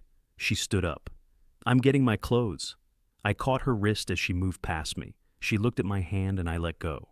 Please. She remained where she was. What exactly did you tell him? I said you and I had finally gotten to a good place. I said the last year had been harder than he knew, and I didn't want his situation creating more tension between us. My situation, Ben had called it. Never the breakup, never the engagement. His situation. What was hard about the last year? I asked. Celia laughed without humor. If you have to ask, that's part of it. Tell me anyway. My mother's house had to be cleared out after she moved into assisted living. Erin changed jobs twice. I had that biopsy. It was benign. I know what the result was, Walt. I was there. So was I. You drove me, waited, brought me home, and fixed the loose cabinet door while I slept. I thought that helped. It did. That's the problem. You're excellent in a crisis. You show up, carry things, make food, repair whatever has hinges. Then you act like the fear was clutter somebody should have put away. I felt the urge to defend myself rise and pass. I didn't know you were still afraid. You didn't ask. You said you were fine. And you were relieved to believe me. That one belonged to both of us. She sat again, closer this time, but not touching. I told Ben you needed peace, she said. I said you had earned the right not to come home to another family conflict. And I said if he cared about you, he wouldn't force you to choose. The sentence was worse in her voice than it had been in my imagination. Not louder, not crueler, gentle, reasonable, almost loving. You used me, I said. I protected our marriage. You used what he feels for me to get him out of the house. He was already in the garage. You made sure he stayed there. He could have left. To go where? Apparently Ray had a room. His rented room wasn't available until Tuesday. Ray's spare room has ferrets downstairs and, according to Ben, a mattress shaped like a taco. He still went there. After I came home. Celia stood again. This is pointless. No, it's ugly. That's different. She turned on me. You think you're innocent because you didn't know. But you built this. Every time Ben and I disagreed, you pulled me aside and soothed me, then went to him later and thanked him for being mature. You made me the problem and him the solution. I thought I was keeping the peace. You were deciding who had to pay for it. The words stayed between us. She was right, not about the garage, not about what she had said to Ben, but about the system around it. I had spent years choosing the person least likely to leave and asking him to give up one more thing. Then I called his surrender maturity. I was afraid, I said, of me, of failing again, of another marriage ending, of having to tell people I couldn't make this one work either. Celia's anger shifted. My first marriage had not ended in one betrayal or dramatic fight. Ben's mother and I had simply become people who communicated through grocery lists until she admitted she had been lonely for years. I had treated the divorce like a mechanical failure whose warning noise I should have heard. When I married Celia, I listened for that noise constantly. I made your fear my weather, I said. Every time you got upset, I changed everybody's plans until the sky cleared. That sounds insulting. It wasn't good for either of us. You never complained? I thought not complaining made me a good husband. It made you impossible to argue with. I looked at her. You don't yell, she said. You don't insult. You get quieter and more reasonable until the other person sounds hysterical, just for wanting something. Then you give in, and months later, I discover you resented me the whole time. I didn't resent you. You should have. At least then I'd have known where the walls were. She went into the house. I followed as far as the mudroom, but stopped there. Upstairs, drawers opened and closed. Hangers scraped across the closet rod. 20 minutes later, Celia came down carrying a second suitcase. She paused beside the blue bowl on the dresser. Did Ben take the key? Yes. Is he coming back? I don't know. She nodded as if that confirmed something. At the front door I said, I'm sorry I made you responsible for ending every argument. Her hand rested on the knob. That's a strange apology. It's the one I understand right now. She looked toward the garage. I'm sorry I told Ben you would choose me. Would I have? She studied my face. Before Saturday? She asked. I couldn't answer. Celia opened the door. That's why he didn't call you, she said, and left. I watched her car back out of the driveway. She stopped at the end of the street long enough that I thought she might turn around. Then her brake lights went dark, and she disappeared. The front door remained open behind me. I shut it gently, which irritated me. There was nobody there to disturb, nobody to accuse me of slamming it. Still, I eased the latch into place as if the house might take offense. Upstairs, Celia had emptied half the closet. The wooden hangers on her side hung at angles, bumping softly against one another beneath the ceiling fan. She had taken her reading glasses this time, but left the mystery novel. I picked it up and found one of Ben's business cards marking page 184. The card had been bent in half. On the back, in Celia's handwriting, was a grocery list. Milk, coffee, lemons, trash bags. I sat on the edge of the bed with the card in my hand. It seemed impossible that a family could do so much damage using ordinary objects. The next evening, I found Ben's paperback under the guest room bed. The cover had been folded backward, and a grocery receipt marked his place. I could have left it on the dresser. Instead, I texted him. Found your book, he replied. Keep it. I read the back cover. It involved a submarine, a stolen warhead, and a former intelligence officer who did not play by the rules. Looks terrible, I wrote. It is. I can bring it over. I'll get it sometime. I sat with that answer until the impulse to interpret it wore me out. I'm making chili, I wrote. Forgot beans last time. Trying again. Ben's response came 5 minutes later. Did you remember tomatoes? I looked at the counter. No. 20 minutes after that, his van pulled up. He entered through the front door, using the key I had returned. He paused after the lock turned, as if he had surprised himself by doing it. "You know chili has ingredients," he said. "I'm learning." He carried a grocery bag into the kitchen and unloaded tomatoes, beans, onions, and a sleeve of crackers. "You bought enough for 6 people. I don't trust your portions. I'm 64. I've fed myself before. Eggs aren't a personality." We cooked without discussing why he had come. Ben chopped the onions too finely. I browned the meat too aggressively. He complained that I used too much cumin, then added more when he thought I wasn't looking. The normality of it felt dangerous. One wrong sentence could reveal we had been pretending. We ate at the breakfast table. Ben took the same chair he had used every morning before the garage. His mug sat in its usual place beside the coffee maker, and I saw him notice. "Where's Celia?" he asked. "Townhouse." "Still?" "She came for more clothes." He broke a cracker in half. "You asked her to come home?" "Not exactly." "What does that mean?" "I told her I wanted her here so we could talk." "That sounds like a hostage negotiator." She asked if I was apologizing. "Were you?" "Not for making Aaron and Luke leave." Ben dropped the cracker pieces into his bowl. "Maybe you should." I stared at him. "That's not what I expected you to say." "I didn't say you were wrong. I said maybe you should apologize." "For what?" "For blowing up your marriage on my behalf without asking what I wanted." "I found you sleeping beside a lawnmower. I know where you found me. What did you want me to do?" He took a bite and chewed longer than necessary. "I don't know. That makes 2 of us. You could have gotten them a hotel. They had a hotel. I mean that morning. You could have said, 'This is unacceptable. Let's get everybody moved without turning the kitchen into a courtroom.' You wouldn't tell me what happened, because you were standing over me demanding an answer while I was half asleep. You'd been awake long enough to tell me you weren't sleeping. That was a strong opening. Despite myself, I smiled. Ben didn't. You wanted a villain, he said. I wanted the truth. No, you wanted a person you could point at.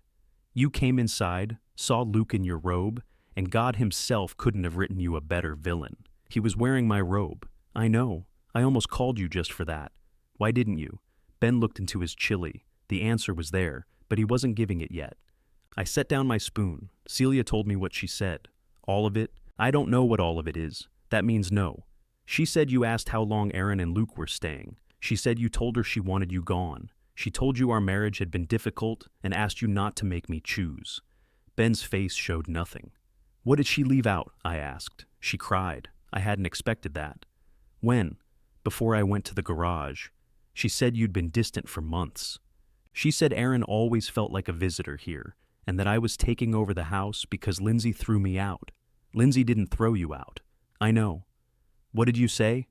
I said I could go back to the guest room. And? She started crying harder. He pushed his bowl away. So I took my toothbrush to the garage. I thought of Celia placing coffee on the step. Ben making lemon pepper chicken. Everybody moving through rooms that meant different things depending on who stood in them. You should have called me. He looked tired again. I almost did. What stopped you? The first night, I thought she'd calm down. The second night, I was mad. The third night, I wanted to see how long it could happen. Aaron said that. His eyes narrowed. What did Aaron say? That maybe you were waiting for me. Ben sat back. I heard the refrigerator cycle off. Without its hum, the kitchen felt exposed. Were you? I asked. You weren't supposed to come home early. That doesn't answer me. No, it doesn't. He stood, carried his bowl to the sink, and rinsed it. I stayed at the table. You want me to say I planned the whole thing? He asked over the running water. That I picked the spot under the leak and laid there rubbing my hands together, hoping Dad would arrive before sunrise? No, because I didn't. I know. I could have left after the first night. Ray would have let me stay. I didn't want to sleep on his taco mattress, and I didn't want to explain why I needed it. So you stayed, yes, to see how long. He shut off the water. At first. And then? He gripped the edge of the sink. Then it became embarrassing. For you, for everybody. Celia started bringing me coffee like that made it hospitality. Aaron kept thanking me for being understanding. Luke walked through the garage in your robe to get his golf clubs and asked if I wanted him to turn up the air conditioning. The broken fan? He thought it worked. Did you tell him it didn't? No. Why not? because by then I hated all of them. His voice cracked on the last word. He cleared his throat and looked out the window. I hated myself too, he said. Every morning I told myself I'd leave after work. Then I'd come back and think, one more night, and somebody will realize how insane this is without me having to ask. Nobody did. No. I'm sorry, he laughed softly. For which part? All the parts I know about. Probably some I don't. That's not an apology. That's a subscription. Then tell me where to start. He turned from the sink. The promotion dinner. I nodded. You remember it? Yes. You said we'd go out when you got back from Nashville. I know. We never did. I know. You sent me a catalog. I circled socket sets. I already owned 2 of them. I know that now. You didn't know then. No. He returned to the table, but didn't sit. Lindsay was the one who told me to stop expecting you, he said. She said every time I defended you, I sounded like somebody explaining why a bus was late. I did not know whether to be hurt or impressed. Is that why the engagement ended? No. The speed of his answer told me it was at least nearby. What happened? He gave me a warning look. You don't have to tell me. That's new? I'm trying it. He sat down again. For a while, he watched a drop of chili slide down the side of his bowl. Lindsay got tired of asking what I wanted, he said. She'd suggest something, I'd say fine. Then 6 months later, I'd act like she had forced me into a life I never chose. I kept my face still. You can say it, he said. I wasn't going to. You were thinking it, yes, about you, about both of us? He nodded. She said living with me was like driving with somebody who refuses to pick a destination, but criticizes every exit. That's good. She had time to work on it. Did you want to marry her? Ben looked toward the guest room. I wanted not to lose her. The sentence sounded familiar enough to have come from my own mouth. That isn't the same thing, I said. I know that now. Does she? She knows before I do. That's usually the problem. His phone buzzed. He checked it, then turned the screen face down. Ray? I asked. Lindsay. I didn't ask what she wanted. Ben glanced at me, perhaps noticing. Her electric bill came to the apartment in my name. Romantic. We're finding our way back. To the electric company? To being able to speak without making it about who failed who. That sounds healthy. It's awful. He finished his chili. When he stood to leave, I gave him the paperback.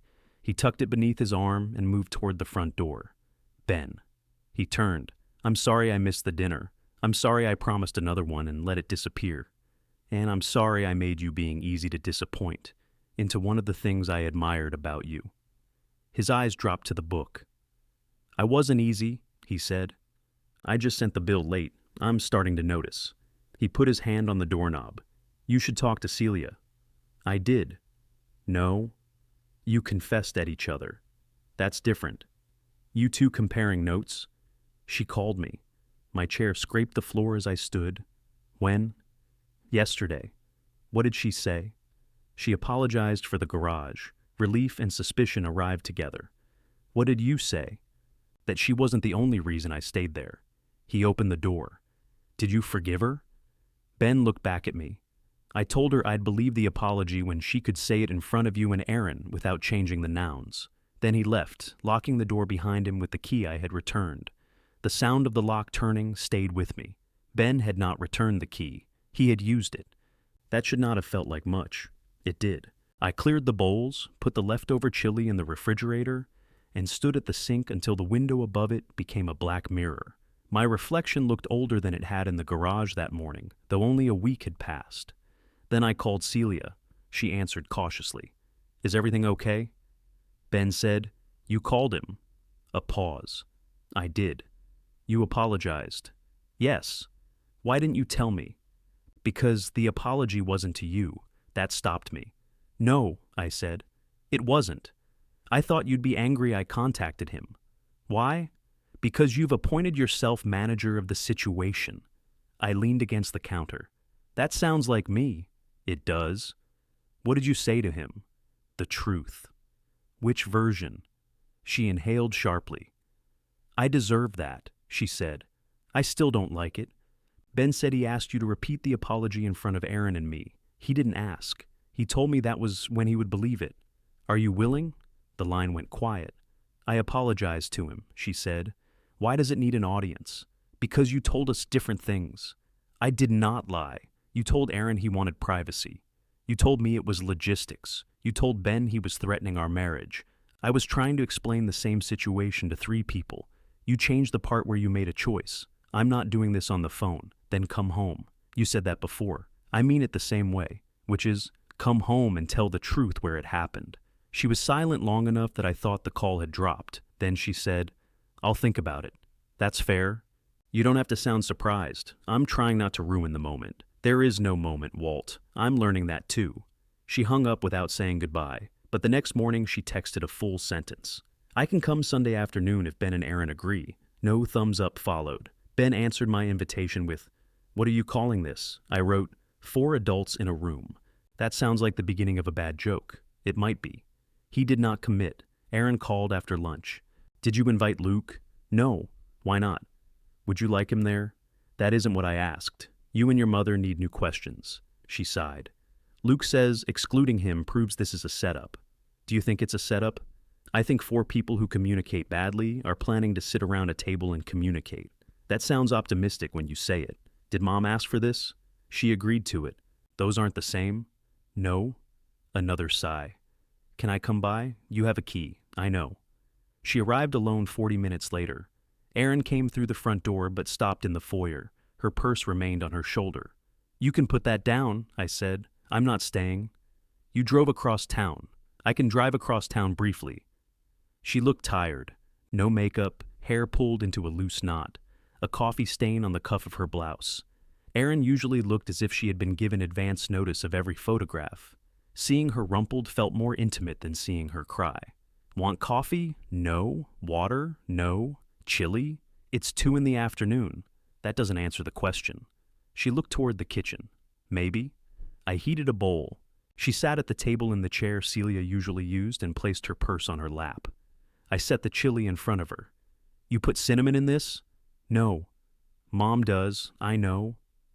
Erin took a bite and frowned. This is better. I'm not telling her you said that. She'd know by your face. I sat across from her. What happened with Luke? Her spoon stopped halfway to the bowl. Why do you assume something happened? You asked whether he was invited, then came without him. He had meetings. With Singapore? She smiled despite herself. Then her face folded inward. I asked him if he knew the fan was broken. What did he say? He said it wasn't his job to inspect your garage. That sounds like Luke. I asked if he knew about the leak. He said Ben should have moved the cot. There wasn't room. I know. She put down the spoon. He said Ben was making himself miserable on purpose because he likes being the victim. Then he laughed and said, at least the old man finally got to play hero. The old man? That isn't the part I'm upset about. It's not my favorite. I asked him why he didn't tell me how bad it was. He said, I saw the same things he did. Erin looked at the chili. And he's right. He knew more. I knew enough. I did not rescue her from that sentence. I was beginning to understand that rescue and kindness were not always the same. She glanced up. This is where you're supposed to tell me Mom manipulated me. Did she? Yes. No. Some. She made it easy to believe what I wanted. That's not nothing. It's also not everything. No. Erin pushed the bowl away. I liked the guest room. I liked having clean sheets and a working bathroom and not waking up with drywall dust in my mouth. Ben offered, and I took it. When he got quiet, I told myself he was sulking. When I saw the paint tray, I accepted the first explanation that let me stay comfortable. That sounds honest. It sounds terrible. Both can be true. She gave me a look. You and Mom have been talking. Not enough. She reached for her purse, then left it where it was. Luke says I'm turning against him because of you. I haven't asked you to. I know. That makes it worse. For Luke? For me. If you were campaigning, I could defend him. Do you want to defend him? He is not a monster, Walt. I didn't say he was. He can be generous. He drove all night when my mother had her biopsy because he thought I shouldn't be alone. When my certification course got difficult, he made me lunch every day for 3 weeks. He ate both pillow mints. Erin laughed and covered her mouth. The laugh turned into a sob so quickly neither of us was ready. She bent over the table, pressing both hands to her face. I half stood, then stopped. My instincts shouted instructions. Touch her shoulder. Tell her Luke loved her. Promise it could be repaired. I stayed in my chair. After a moment, Erin lowered her hands. You're not going to say anything? I'm trying to figure out whether I'd be saying it for you or for me. She wiped her face with a napkin. That's extremely annoying. I know. Luke isn't coming Sunday. Okay, I'm not leaving him. I didn't ask. I know. She picked up the bowl and carried it to the sink. When she turned, her eyes were red but steady. What am I supposed to say to Ben? The truth. That's very useful. I'm new at this. She took her purse from the chair. Mom thinks you've already decided the marriage is over. I haven't. Have you decided you want it? The question had become easier to answer and harder to live with. Yes. Have you told her? Yes. Without adding conditions? No. Erin nodded. That's what I thought. At the door, she paused. I'll come Sunday. Ben agreed that evening, but only after setting terms. No ambushes, no Luke, no speeches. I wrote, there may be chili, then I'm out. On Sunday, I cleaned the house badly, not physically. Physically, it was spotless by noon. I vacuumed, wiped the counters, changed the hand towels, and moved the blue bowl from the guest room dresser to the kitchen counter, then back again. But I could not make the house feel neutral. Every chair suggested an alliance. If Celia sat beside Erin, Ben might feel outnumbered. If I sat beside Ben, Celia would see a verdict. A circle in the living room felt like group therapy. The kitchen table felt like court. I finally left the chairs where they were. Ben arrived first, which surprised me. He brought a box of grocery store cookies and set it on the counter. I thought there was no food. There isn't. What's in the oven? Meatloaf. That's food. It's not ready. He glanced toward the blue bowl visible through the guest room door. You move that around when you're nervous? I don't know what you mean. It was on the counter when I left. You notice a lot. Occupational hazard. He opened the refrigerator and inspected the meatloaf glaze I had mixed in a glass measuring cup. Too much ketchup. You're free to leave. I just got here. That's never stopped anybody. The joke came out wrong. Ben closed the refrigerator. The doorbell rang before either of us could fix it. Erin stood outside with a bakery pie. She looked past me for Luke's car, though she knew it wasn't there. Apple, she said, holding up the box. Ben brought cookies. I always liked Erin best, I said. Ben took the pie from her. He missed my promotion dinner. Erin looked at me. He knows, I said. That's new, she replied. They went into the kitchen together, awkward but not hostile. Erin asked about Ben's rented room. He told her about Paula's colored doors and the television crack. She asked what color the bathroom was. Purple. I'd move. Yellow door compensates. The doorbell rang again. Celia stood on the porch, holding nothing. She wore the navy blouse she had packed the morning she left. Her wedding ring caught the afternoon light as she moved one hand to the strap of her purse. Through the kitchen doorway, I saw Ben and Erin stop talking. Celia looked at me, then passed me toward them. I almost didn't come, she said. I know. No, you don't. I stepped aside. She entered without kissing me and placed her purse on the hall table. For a second, she watched it there, as if testing whether the house would reject it. Then she walked into the kitchen. Ben stayed beside the refrigerator. Erin sat at the table. No one chose the chair next to anyone else. Celia looked toward the oven. You made meatloaf. I did. You put breadcrumbs in it? I remembered. Onion? Ben chopped it. She nodded. Then she drew out a chair and sat alone at the end of the table. I told myself I was coming here because Ben demanded an audience, she said. That would make this his fault. Ben's face closed. Celia saw it happen, and that, she said, is exactly why I needed to come. Celia folded her hands on the table. No one helped her begin. I asked Ben to give Erin and Luke the guest room, she said. He agreed for one night. When they needed longer, I asked him to sleep on the couch. When that became inconvenient, I told him the garage was available. Erin stared at the tabletop. Celia continued. I knew the fan didn't work. I looked at her. You said you thought it did. I lied. The word landed without decoration. I knew because Ben asked me for an extension cord and I told him there wasn't any point. I did not know about the leak. I did know he couldn't come through the mudroom after I locked it. Ben's arms remained folded. Why did you lock it? He asked. Because I was angry. At me, at you, at Walt. Mostly at myself. That door locks automatically from the garage side, I said. You had to turn the deadbolt. I know. The kitchen smelled like meatloaf and apples. It was a smell that belonged to ordinary Sundays, and nothing about the table felt ordinary. Celia looked at Ben. I told you our marriage was under strain because I wanted you to believe staying inside would hurt your father. I wanted you to choose the garage without making me say I wanted you there. Ben's face did not move. That is what I am apologizing for, she said. Not a misunderstanding, not logistics. I used your love for Walt to make you smaller in his house. My hand tightened around the back of an empty chair. Ben looked at me, then at Aaron. Okay. Celia swallowed. Okay what? I heard you. I don't expect you to forgive me. Good. Aaron shifted. Ben? What? She's trying. I know. You don't have to punish her for saying it. Ben turned to her. You think this is punishment? I think she apologized and you said, good, like you won something. I slept in a garage for 6 nights. What exactly do you think I won? Aaron's face colored. Celia said, don't defend me. I'm not defending you. You are. You've been doing it since you got here. Aaron pushed back from the table. I almost didn't come either. No one would have blamed you. I would have. That's not the same. It is to me. The oven timer began beeping. Nobody moved. It beeped again. Meatloaf, Ben said. I know what it is. You planning to save it? I thought we were having a moment. We're having several. The meatloaf doesn't care. I went to the oven. The pan was hotter than expected, and I nearly dropped it when the mitt slipped.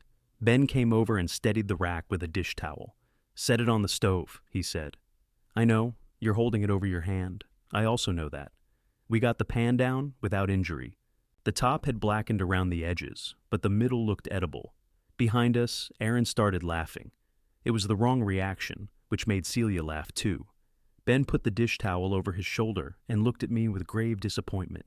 11 years with this woman, and you still don't know where she keeps the good oven mitts. She took them. Celia wiped beneath one eye.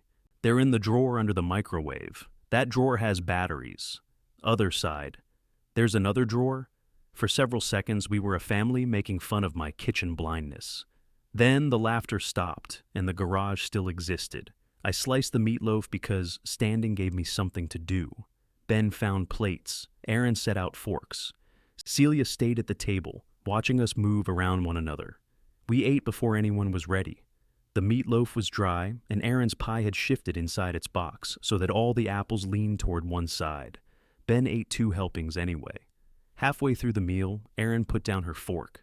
Mom told me you wanted the garage. Ben chewed, swallowed, and took a drink of water. I know. She said you liked having a separate entrance. I know that too. How? She came out one morning and said Aaron was grateful I understood. You thanked me at dinner for giving everybody privacy. I figured out what she'd told you. Why didn't you correct me? He looked at her. Why didn't you ask? I did ask. I said, are you okay out there? And I said yes, yes. You wanted an easy answer. Aaron nodded slowly. I did. So did I. What does that mean? It means if I said no, I had to ask you to give up the room. Then you might say no. I would have moved. Would Luke? Her eyes dropped. No, Ben said. He wouldn't. You don't know that. He complained because my work boots were by the mudroom. They smelled. They're work boots. They could smell while being somewhere else. Where? I don't know. The garage? He stared at her. Aaron covered her mouth.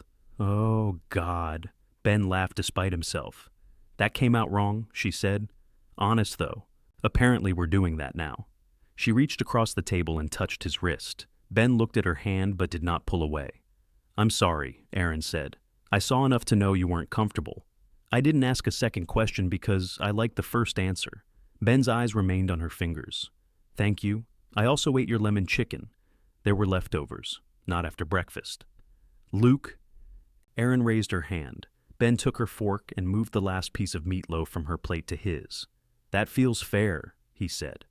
It wasn't forgiveness, but Aaron let out a breath. Celia watched them, and something in her expression made me realize she had imagined this moment differently.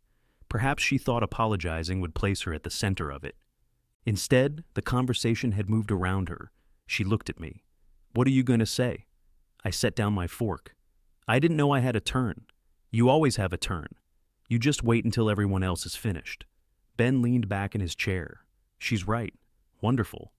Aaron looked between us. Is this about to become a marriage conversation? No, Celia and I said together.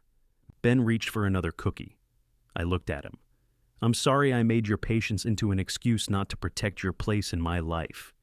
He stopped opening the package. I said part of that already, I continued. I'm saying it here because I taught everyone at this table that you would absorb whatever made things easier. Ben rubbed his thumb over the plastic seam. I'm sorry I missed the promotion dinner. I'm sorry I never made up the dinner I promised. I'm sorry I bought you sockets you already owned. Aaron frowned. You bought him sockets? 2 weeks after the dinner. He circled 3 sets in a catalog, Ben said. That is bleak. It felt thoughtful at the time. Celia looked at me. You told me you took him out. No. I said we'd handle it. You let me think I know? Her jaw tightened. What else did you let me think? The question was fair and impossible. I don't know yet. Ben tore open the cookies. That's the first honest thing anybody said today. Celia turned to him. I apologized, and I heard you, but you don't believe me. I believe you're sorry right now. What would make you believe more than that? Next time Aaron needs something, don't make me prove I'm not jealous. I won't. You don't know that. I'm telling you. I need you to show me. Celia sat back. That could take years. Yes. Her eyes filled. You really hate me. Ben's face changed. Not softer exactly. More exposed. No, he said. I hated you in the garage. I don't know what I feel now. Celia wiped her cheek. Aaron looked toward me for help. I stayed quiet. After a moment, Ben said, I could have left. Celia lowered her hand. What? The second night. Ray said I could stay with him. You told me his room wasn't available. My rented room wasn't. Ray's spare room was. Celia stared at him. Then why did you stay? Ben looked around the table. At first because I didn't want to admit what was happening. Then because I was angry. Then because I wanted somebody to notice. I brought you coffee, Celia said. You left it outside a locked door. She looked down. Aaron asked, Were you waiting for Walt? Ben rubbed the back of his neck. Not exactly. That means yes, I said. He gave me a look. I wanted to know how far all of you would go, he said. That's the ugly answer. I wanted Aaron to see me. I wanted Celia to come into the garage. I wanted Luke to feel ashamed. Luke doesn't have the equipment, Aaron said. Celia shot her a look, but Ben smiled. And if Dad called, he continued, I wanted to be able to tell him. I also wanted him not to call, because then I could stay angry at everybody without having to do anything. I saw his former fiancée in that confession, the destinations he would not choose, the exits he criticized. That was unfair, he said. To yourself most of all, I replied. Don't make it noble. I'm not. Good. The pie came out after that. Aaron served everyone pieces of unequal size. Celia received the one with most of the apples. Nobody commented. When the plates were empty, Ben carried them to the sink. Aaron dried. Their shoulders bumped once, and neither moved away. Celia stood in the foyer with her purse. Thank you for coming, I said. She looked toward the kitchen. Are you thanking me like a guest? No. I don't know what I am here. Neither do I. She put one hand on the door. I could have asked her to stay the night. The old version of me would have. The invitation would have been easier than deciding what the night meant. Come tomorrow, I said. She turned. Why? So you and I can talk without Ben and Aaron grading us. From the kitchen, Ben called. Too late. Celia almost smiled. 6? She asked. 6. Are you going to make meatloaf? Never again. She opened the door, then paused. My ring is still on, she said quietly. I noticed. That isn't a promise. I know. She left before I could turn it into one. At 5:58, I was cutting 2 turkey sandwiches into diagonal halves because Celia claimed they tasted different that way. I told myself this did not count as managing her emotions. Then I arranged the pickle spears so they pointed in opposite directions and knew I was lying. Her key turned in the front door at 6 exactly. She entered carrying the mystery novel she had left on the nightstand. You made dinner, sandwiches. That's dinner. It has protein. She set the book beside her purse. Where should we do this? The kitchen table had survived the previous day, so we went there. Celia examined her plate. You remembered mustard on only one side. I remember things. Yes. The way she said it made clear that memory had never been the problem. We ate the first few bites without speaking. I could hear the refrigerator hum, the ceiling fan click, and Luke's voice in my head insisting that silence was one of Ben's weapons. Maybe it ran in the family. "How's Aaron?" I asked. Celia put down her sandwich. "We're not talking about the adults. She is an adult. You know what I mean. No Ben, no Aaron, no Luke. That doesn't leave us much material. It should." She folded her napkin into a narrow rectangle. "I don't want to end our marriage," she said. "Neither do I. But I don't want to come back just because we're frightened." I nodded. "Say something. I agree. You look relieved." "I am. That I'm not coming home? That we're not pretending yesterday fixed everything." She took another bite, chewed, and wiped mustard from her thumb. "I could sleep in the guest room?" "No." Her expression sharpened. "You don't want me here? I don't want you living here like a visitor. That sounds noble." "It isn't."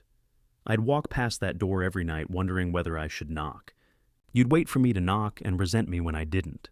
You could knock. I could also sleep beside you while we're angry. You hate sleeping angry. I hate a lot of things that won't kill me. That earned a reluctant smile. She reached for her water. "Where am I supposed to stay? Where do you want to stay?" I asked first. "I'm not assigning you a room." Her eyes narrowed, then softened.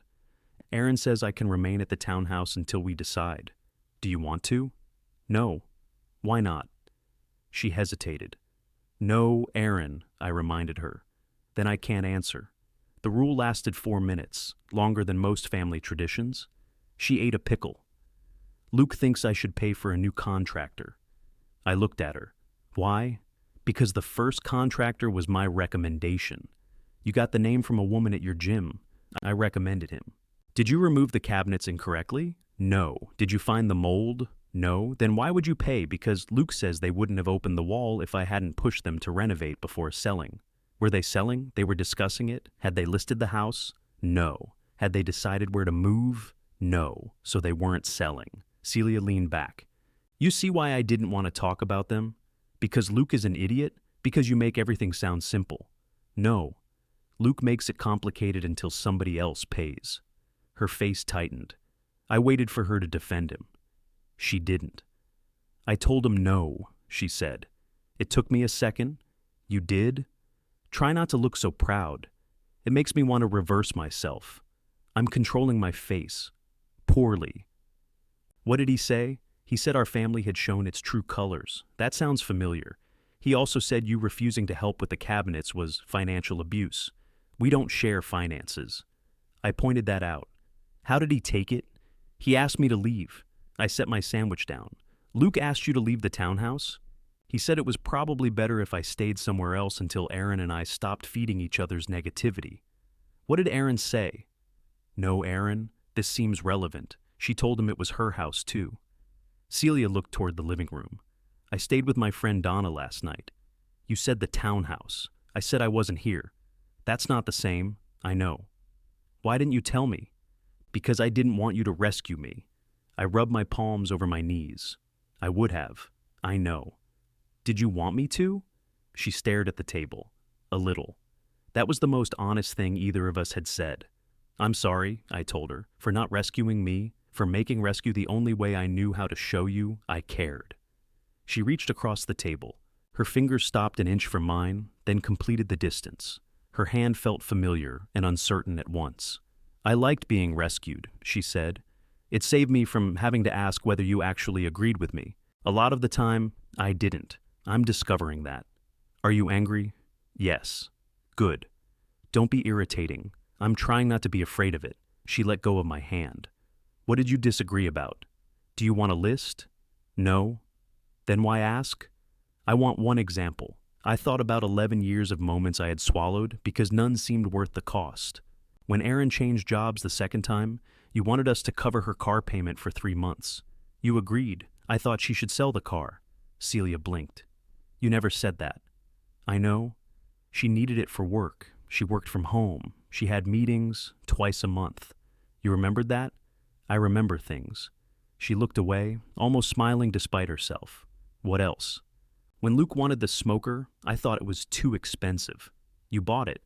You said he'd take it personally if I got him something practical. He would have. I bought Ben sockets. That was practical. He already owned them. Her smile disappeared. I didn't know. Neither did I. The conversation kept moving like that, through small, abandoned disagreements. A restaurant I hated but claimed to enjoy because it was Aaron's favorite. The vineyard trip I had resisted. Celia's habit of volunteering me for repair work. My habit of disappearing into the garage whenever her friends visited. Then resenting that she called it antisocial. None of it was large enough to explain the separation. Together, it explained the marriage. At 8, the sandwiches were gone, and the ice in our glasses had melted. Celia picked up the mystery novel. Donna says I can stay a few weeks. Do you want to? I think so. Okay. You don't have to sound happy. I don't know the correct face. She studied me. I want to come back eventually. I want that too. But I need to know I'm not returning to a trial period where every interaction with Ben is evidence. I can't promise not to notice. That isn't what I'm asking. What are you asking? That if I upset him, you speak to me before you decide what it means. I can do that. And if he upsets me, you don't automatically explain why I should understand. I can try, not try.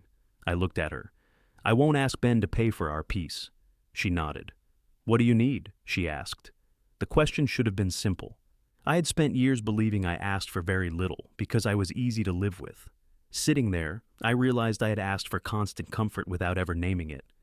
I expected Celia to read my silence as agreement, then somehow detect the resentment beneath it. I need you not to threaten to leave when you want me to prove you matter. Her face went still. I don't do that every time. No. How often? Often enough that I hear it before you say it. She turned the book in her hands. I don't always mean it. I always believe you. That isn't fair. I know. She brushed her thumb over the bent corner of the cover. When my first husband left, he packed while I was at work, she said. I came home, and half the closet was empty. No fight, no warning, just empty hangers. I know. No, you know the story.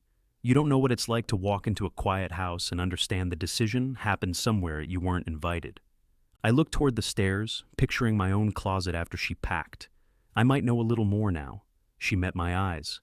I threatened to leave before anyone else can, she said. Then, if they stop me, I'm safe. And if they don't, I get to say I was right. Neither of us spoke.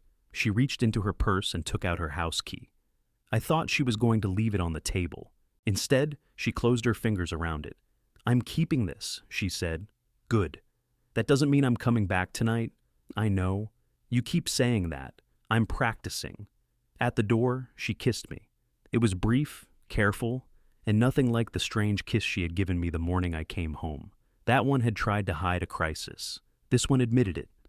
After she left, I stood in the foyer, touching my mouth like an idiot. The next weeks developed a rhythm that would have looked unremarkable to anyone outside it. Celia came for dinner twice a week. Sometimes she stayed late.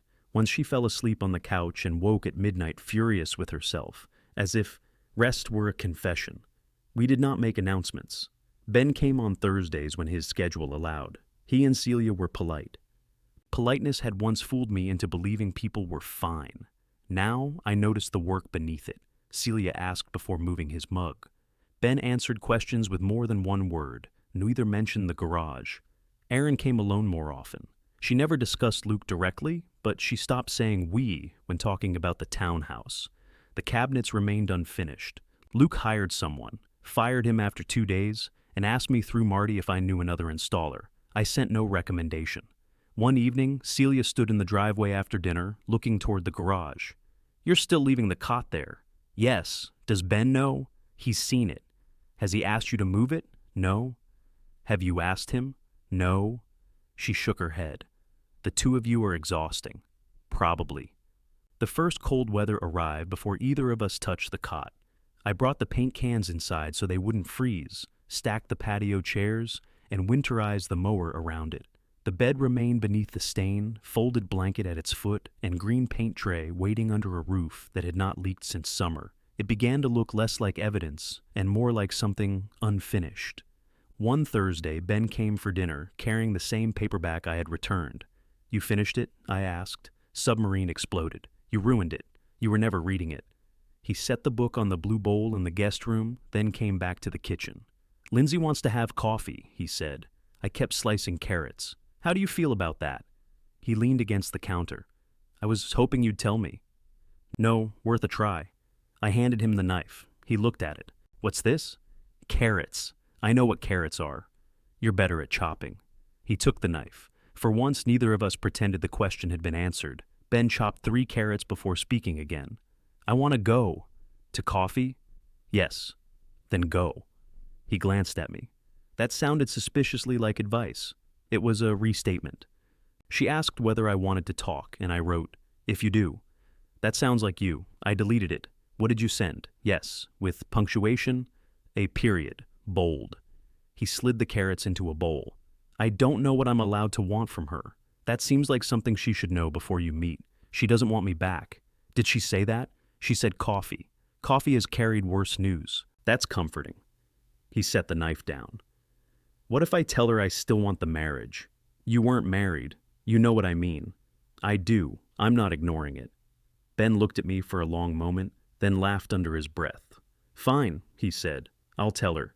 He had coffee with Lindsay on Saturday. I knew because he texted afterward, still alive. I wrote, how was it? Coffee-like. I did not ask again. The following Thursday, he arrived with a glass container full of lentil soup. Lindsay made too much, he said. I took the container. Is that what we're calling it? We're calling it soup. He had told her he wanted to try again, though not by simply resuming the engagement.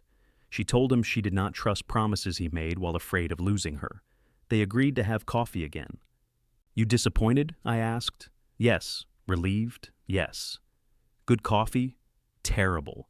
It wasn't a happy ending, but it was the first time I heard Ben describe wanting something, before knowing whether he could have it. Celia noticed too. He's different, she said after he left. He answers questions. He always answered you. No. He waited until he knew which answer would cause the least trouble. She stood at the kitchen sink washing the lentil soup container. She had stayed later than usual. Her coat hung in the foyer, and her shoes sat beneath the table. I'm ready to come home, she said. The sentence was so quiet that I almost answered too quickly. I dried the container and placed it on the counter. When? Sunday. Okay. Her shoulders tightened. What? You said okay. I'm glad. You don't look glad. I'm trying not to turn it into a parade. I don't want a parade. Good. I don't own a trumpet. She put both hands on the edge of the sink. Are you sure? No. Her face fell. I'm sure I want you here, I said. I'm not sure we won't make the same mistakes. That's encouraging. You asked, I know.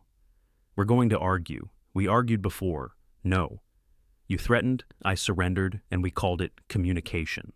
She gave me a tired smile. What do you propose? You come home. We tell the truth sooner. We let each other be angry without packing. And if it doesn't work, then we decide while we're both in the room. On Sunday, Celia arrived with 2 suitcases and Donna carrying a potted plant. Donna was 60, wore enormous red glasses, and had met me 6 times without ever deciding whether she liked me. This plant is mine, she said. I expect it back alive. What is it? A peace lily. That feels aggressive? It should. Celia took the plant from her. Ignore him. I've been advising you to do that for years. Donna hugged her, pointed 2 fingers at me in a gesture that could have been a warning or a blessing, and left. Celia carried the first suitcase upstairs. I took the second. The closet looked the way she had left it, half empty. I had not spread into her space, though I had considered hanging my fishing shirts there out of resentment and decided that would be pathetic. She ran one hand along the empty hangers. You left them? They're hangers. You know what I mean? I thought you might need them. She unpacked slowly, not ceremonially, but with attention. Blouses on the left, pants on the right. Shoes lined beneath the shelf. Her overnight bag returned to its corner. That night, we got into bed like 2 people entering cold water. Celia turned off her lamp. After a few minutes, she said, I'm angry you told Marty about the garage. I stared into the dark. How did you know? Donna knows his wife. Of course she does. You made me sound cruel. I told him Ben was sleeping in the garage because you gave Aaron the room. That makes me sound cruel. It was what happened. You could have said we were having family problems. I did. To a man who knows Ben, I felt the old reflex gathering, explain, soften. apologize until the conversation stopped. I needed to tell someone the truth, I said. You could have told me first. I tried. No. You questioned me. You lied about the fan. I know. Her voice sharpened. The room went quiet. Normally, that silence would have lasted until morning, with one of us pretending to be asleep. Instead, Celia turned on her lamp. I'm still angry, she said. I know, and I'm not leaving. I know that too. You don't have to look pleased. I'm not controlling my face. She switched off the lamp again. 10 minutes later, her foot found mine beneath the blanket. Coming home did not make us better people. It gave us more opportunities to catch ourselves being the same people. I agreed to dinner at a restaurant I disliked, then admitted I disliked it before we left the driveway. Celia called me impossible and chose another place. She volunteered me to repair a shelf at Donna's house, then called Donna back and said she had not asked me. I repaired it anyway because Donna's shelves were a danger to society. Celia and Ben remained careful. Some evenings they spoke easily. Others, one sentence sent both of them behind old walls. When Celia moved Ben's mug while cleaning and he went silent, she put it back without making a speech. Ben then admitted he was not angry about the mug. He was angry because she had called the guest room Aaron's room on the phone. Celia apologized and did not explain what she meant. The exchange lasted 3 minutes. It exhausted everyone. Luke returned my drill in January. He came alone, walked through the garage, and placed the case on the workbench beside the cot. You still have this thing up? He asked. Yes. Why? I haven't decided. He nudged one leg with his shoe. Seems unhealthy. Did Aaron send you? No. How is she? You talked to her. I asked you. Luke shoved his hands into his coat pockets. She's angry. At you. At everybody. That seems popular. He smiled despite himself. The cabinets had finally been installed, but Erin had not moved her clothes back into the primary bedroom. She was sleeping in the smaller room at the townhouse and had asked Luke to give her space. She acts like I put Ben out here, he said. You helped keep him here. I didn't tell him where to sleep. You knew. So did Erin. Yes. And Celia. Yes. But I'm the one everybody gets to hate because I made a joke. You made a lot of jokes. That's who I am. No, it's what you do when you don't want to admit something matters. He gave me a flat look. You charging for therapy now? No, I don't have the schooling. Then spare me. He moved toward the garage door. Luke. He turned. Did you come here to apologize? His expression showed genuine surprise. I brought back your drill. That wasn't what I asked. He looked at the cot, then at me. I'm sorry the whole thing got out of hand. What thing? He rolled his eyes.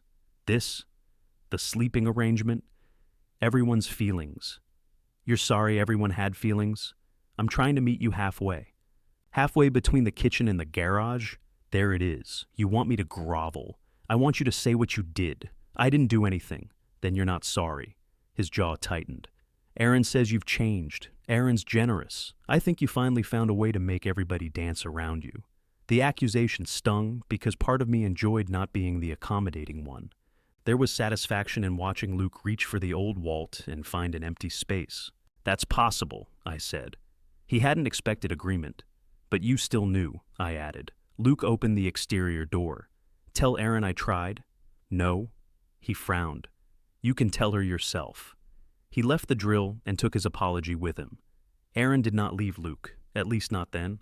She also did not move back into their bedroom. They began eating dinner together twice a week and arguing without Celia mediating. Whether that saved them or simply slowed the ending, none of us knew. Winter loosened gradually. The dirty piles of snow vanished from parking lots. Daylight remained past dinner. Celia returned Donna's peace lily alive, an achievement Donna treated as proof of my moral improvement, despite Celia being the one who watered it. The cot stayed in the garage. I swept around it. I moved it twice to reach the mower and put it back beneath the stain both times. Ben stopped looking at it when he visited. That felt less like forgiveness than fatigue. The first hard rain of spring arrived overnight. Wind pushed water against the bedroom windows, waking me before 4. I listened to the gutters overflow and remembered the paint tray. By the time I reached the garage, water had spread beneath the cot. The tray was full. Drops struck the blanket in 3 separate places, darkening the fabric. A new line ran down the wall behind my shelves. Celia stood in the mudroom doorway in her robe. Roof's worse, she said. Yes. What are you going to do? I looked at the soaked blanket, the towel pillow, the narrow place where Ben had waited for someone to notice. Fix it. The rain stopped after dawn. By 9, I had a ladder against the garage, shingles stacked in the driveway, and half the damaged section exposed. Celia came outside carrying coffee. You're too old to be up there alone. I'm 64. That's what I said. A van turned onto our street. Ben pulled into the driveway, parked behind my truck, and stepped out wearing jeans and an old gray sweatshirt. He looked at the ladder, the missing shingles, then through the open garage door at the wet cot.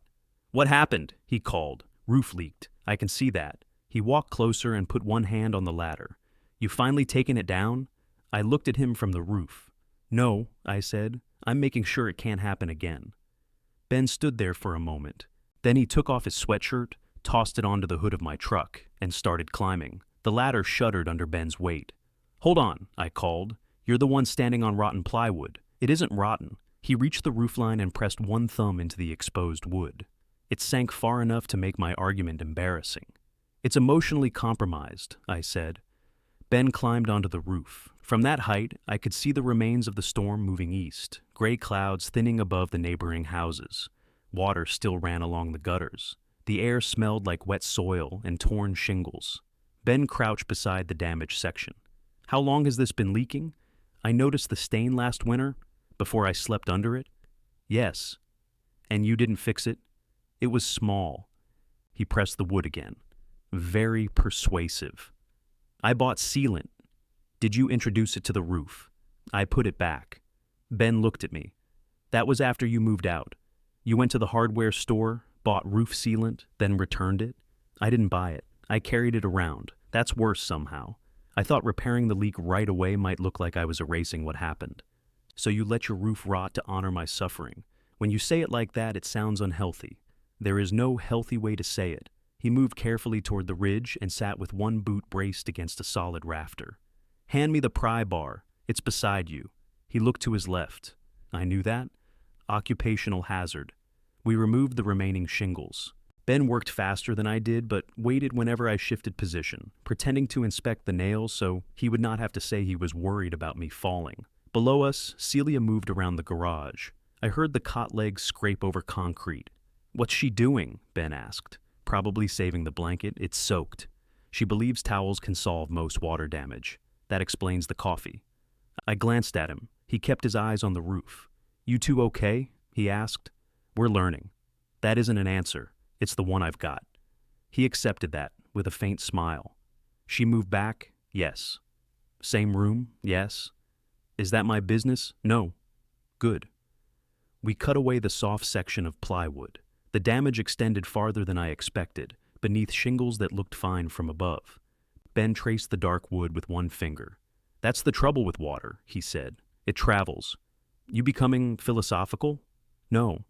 I fix refrigeration systems. Water travels. Glad we cleared that up. He positioned the circular saw while I measured the replacement panel. Lindsay and I are seeing each other, he said over the scrape of my tape measure. I thought you were having coffee. We've had a lot of coffee. Sleeping? He gave me a look. I meant, are you getting any sleep? That much coffee is dangerous. Terrible recovery. I'm your father. I'm required to make it strange. He checked the saw guard. She asked if I wanted to move back into the apartment. My tape stopped. What did you say? I said not yet. Is that what you want? I think so.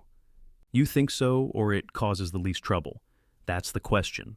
He drew a cut line across the plywood. I wanted to say yes because I miss her. Then I pictured walking into the apartment, seeing all my boxes gone, and being grateful enough to agree with everything for 6 months. That sounds familiar, I figured. What did Lindsay say? She said she was disappointed. Did you try to fix it? I offered to take her to dinner. That sounds like fixing it. I told her that too. He adjusted the plywood. She said we could be disappointed and still have dinner. I smiled. I like her. You barely know her. I like that sentence. She has several. The saw screamed to life. Ben cut the damaged section cleanly, and together we fitted the new panel over the opening. It needed trimming twice. Ben blamed my measurements. I blamed the house. The house declined to participate. When the panel finally settled into place, he drove the first screws. You said you were making sure it couldn't happen again, he said. The roof leak. That isn't what you meant. I know. You can't make sure. I know that too. He stopped the drill. So, what are you doing? The easy answer would have been repairing the roof. We both knew it. I'm trying to stop leaving damage in place because I'm afraid fixing it will let everybody forget. Ben looked toward the open garage below. From where we sat, the cot was hidden by the roofline. You think I need it there? He asked. I didn't know. You could have asked. Yes. He waited. I forced myself to do it. Do you need it there? No. Relief came too quickly. I kept it off my face as best I could. Ben noticed anyway. I don't need it gone either, he said. What does that mean? It means I don't want the garage to become a shrine to the worst week of my life. I also don't want everybody folding it up and saying, we're different people now. We're mostly the same people. Exactly. He set the drill between us. The first night out there, I thought somebody would come get me, he said. I kept hearing the pipes in the wall and thinking it was the lock. I looked at my hands. The second night, I stopped expecting it. That was easier. I'm sorry. I know. I should have been here. You were fishing. I should have made it possible for you to call me without feeling like you ruined something. He picked up a roofing screw and rolled it between his fingers. I'm tired of being the most wounded person in every room, he said. I don't think you are. Celia does. She doesn't. She looks at me like I'm holding a loaded gun. She's afraid an ordinary mistake will prove she hasn't changed. Isn't that what changing is? Making different mistakes? That sounds suspiciously wise. Lindsay said it. I like her again. Ben tossed the screw into the box. I don't want Celia spending the next 10 years apologizing every time I walk through the kitchen. And I don't want you watching her like a security guard. What do you want? He breathed out. I want to be able to say I'm angry before I'm sleeping beside a mower. That seems reasonable. I want you to believe me even if I don't make it easy. I will. You can't promise that. I can promise to ask. He nodded. Below us, Celia stepped into the driveway carrying 2 mugs. If you two have finished discussing your feelings through power tools, she called, the coffee is getting cold. Ben glanced over the edge. Did you lock the door? Celia looked toward the mudroom. No. He meant it as a joke. Her face showed that it did not feel like one. Ben saw it too. Sorry, he said. No, she replied. You're allowed. He climbed down first. I followed more slowly while he held the ladder. Inside the garage, Celia had moved the wet blanket and towel into a laundry basket. The cot stood bare beneath the repaired opening. The green paint tray, still full of rainwater, sat near the exterior door. She handed Ben a mug. He looked inside. Cream, no sugar, she said. Thank you. She gave me the other mug. Black, she said. Because apparently you've hated cinnamon for 11 years. I don't hate cinnamon. You said it tastes like a craft store, in Chile. Everything can't have its own rules, Walt. Ben took a drink to hide a smile. Celia folded her arms against the chill. I owe you another apology, she told him. Ben lowered the mug. You already apologized. I apologize for putting you in the garage. I didn't apologize for the coffee. He glanced at the cup in his hand. I brought it to the door every morning, she continued. I thought that made me kind. It let me see myself as kind while I kept the door locked. You don't have to do this again. I do. Then I'll stop. He waited. I am sorry I made a gesture instead of opening the door, she said. I'm sorry I made you responsible for protecting my place with your father. And I'm sorry I kept saying you could have left, as if that made what I did smaller. Ben stared into the coffee. Celia did not ask whether he forgave her.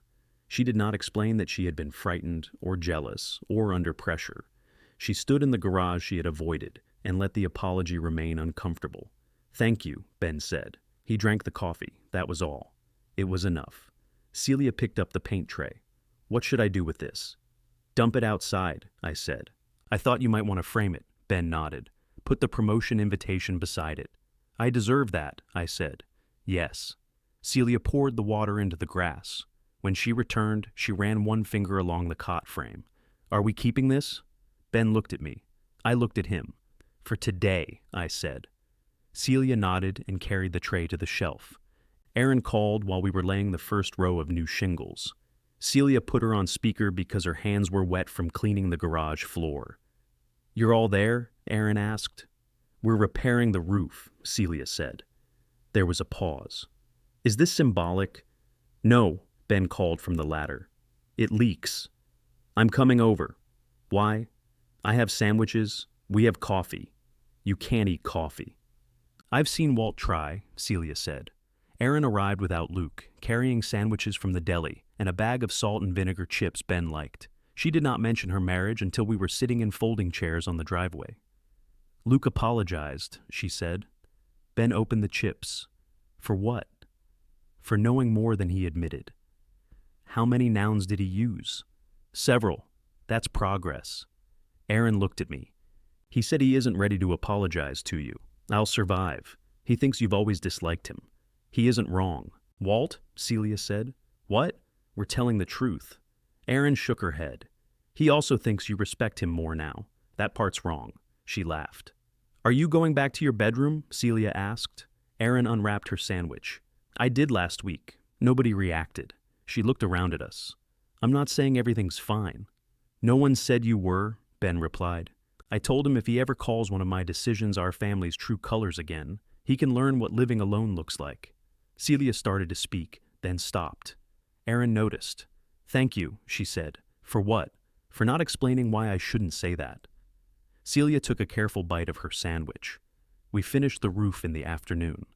The new shingles were a shade darker than the old ones, making the repaired section visible from the driveway. Color will fade, Ben said. I don't mind it showing. He glanced at me. Don't make the roof emotional. Water travels. I'm never telling you anything again. After Aaron left, Ben helped me carry the ladder behind the garage. Celia went inside to start dinner. You staying? I asked. He wiped his hands on his jeans. I have clothes at my place.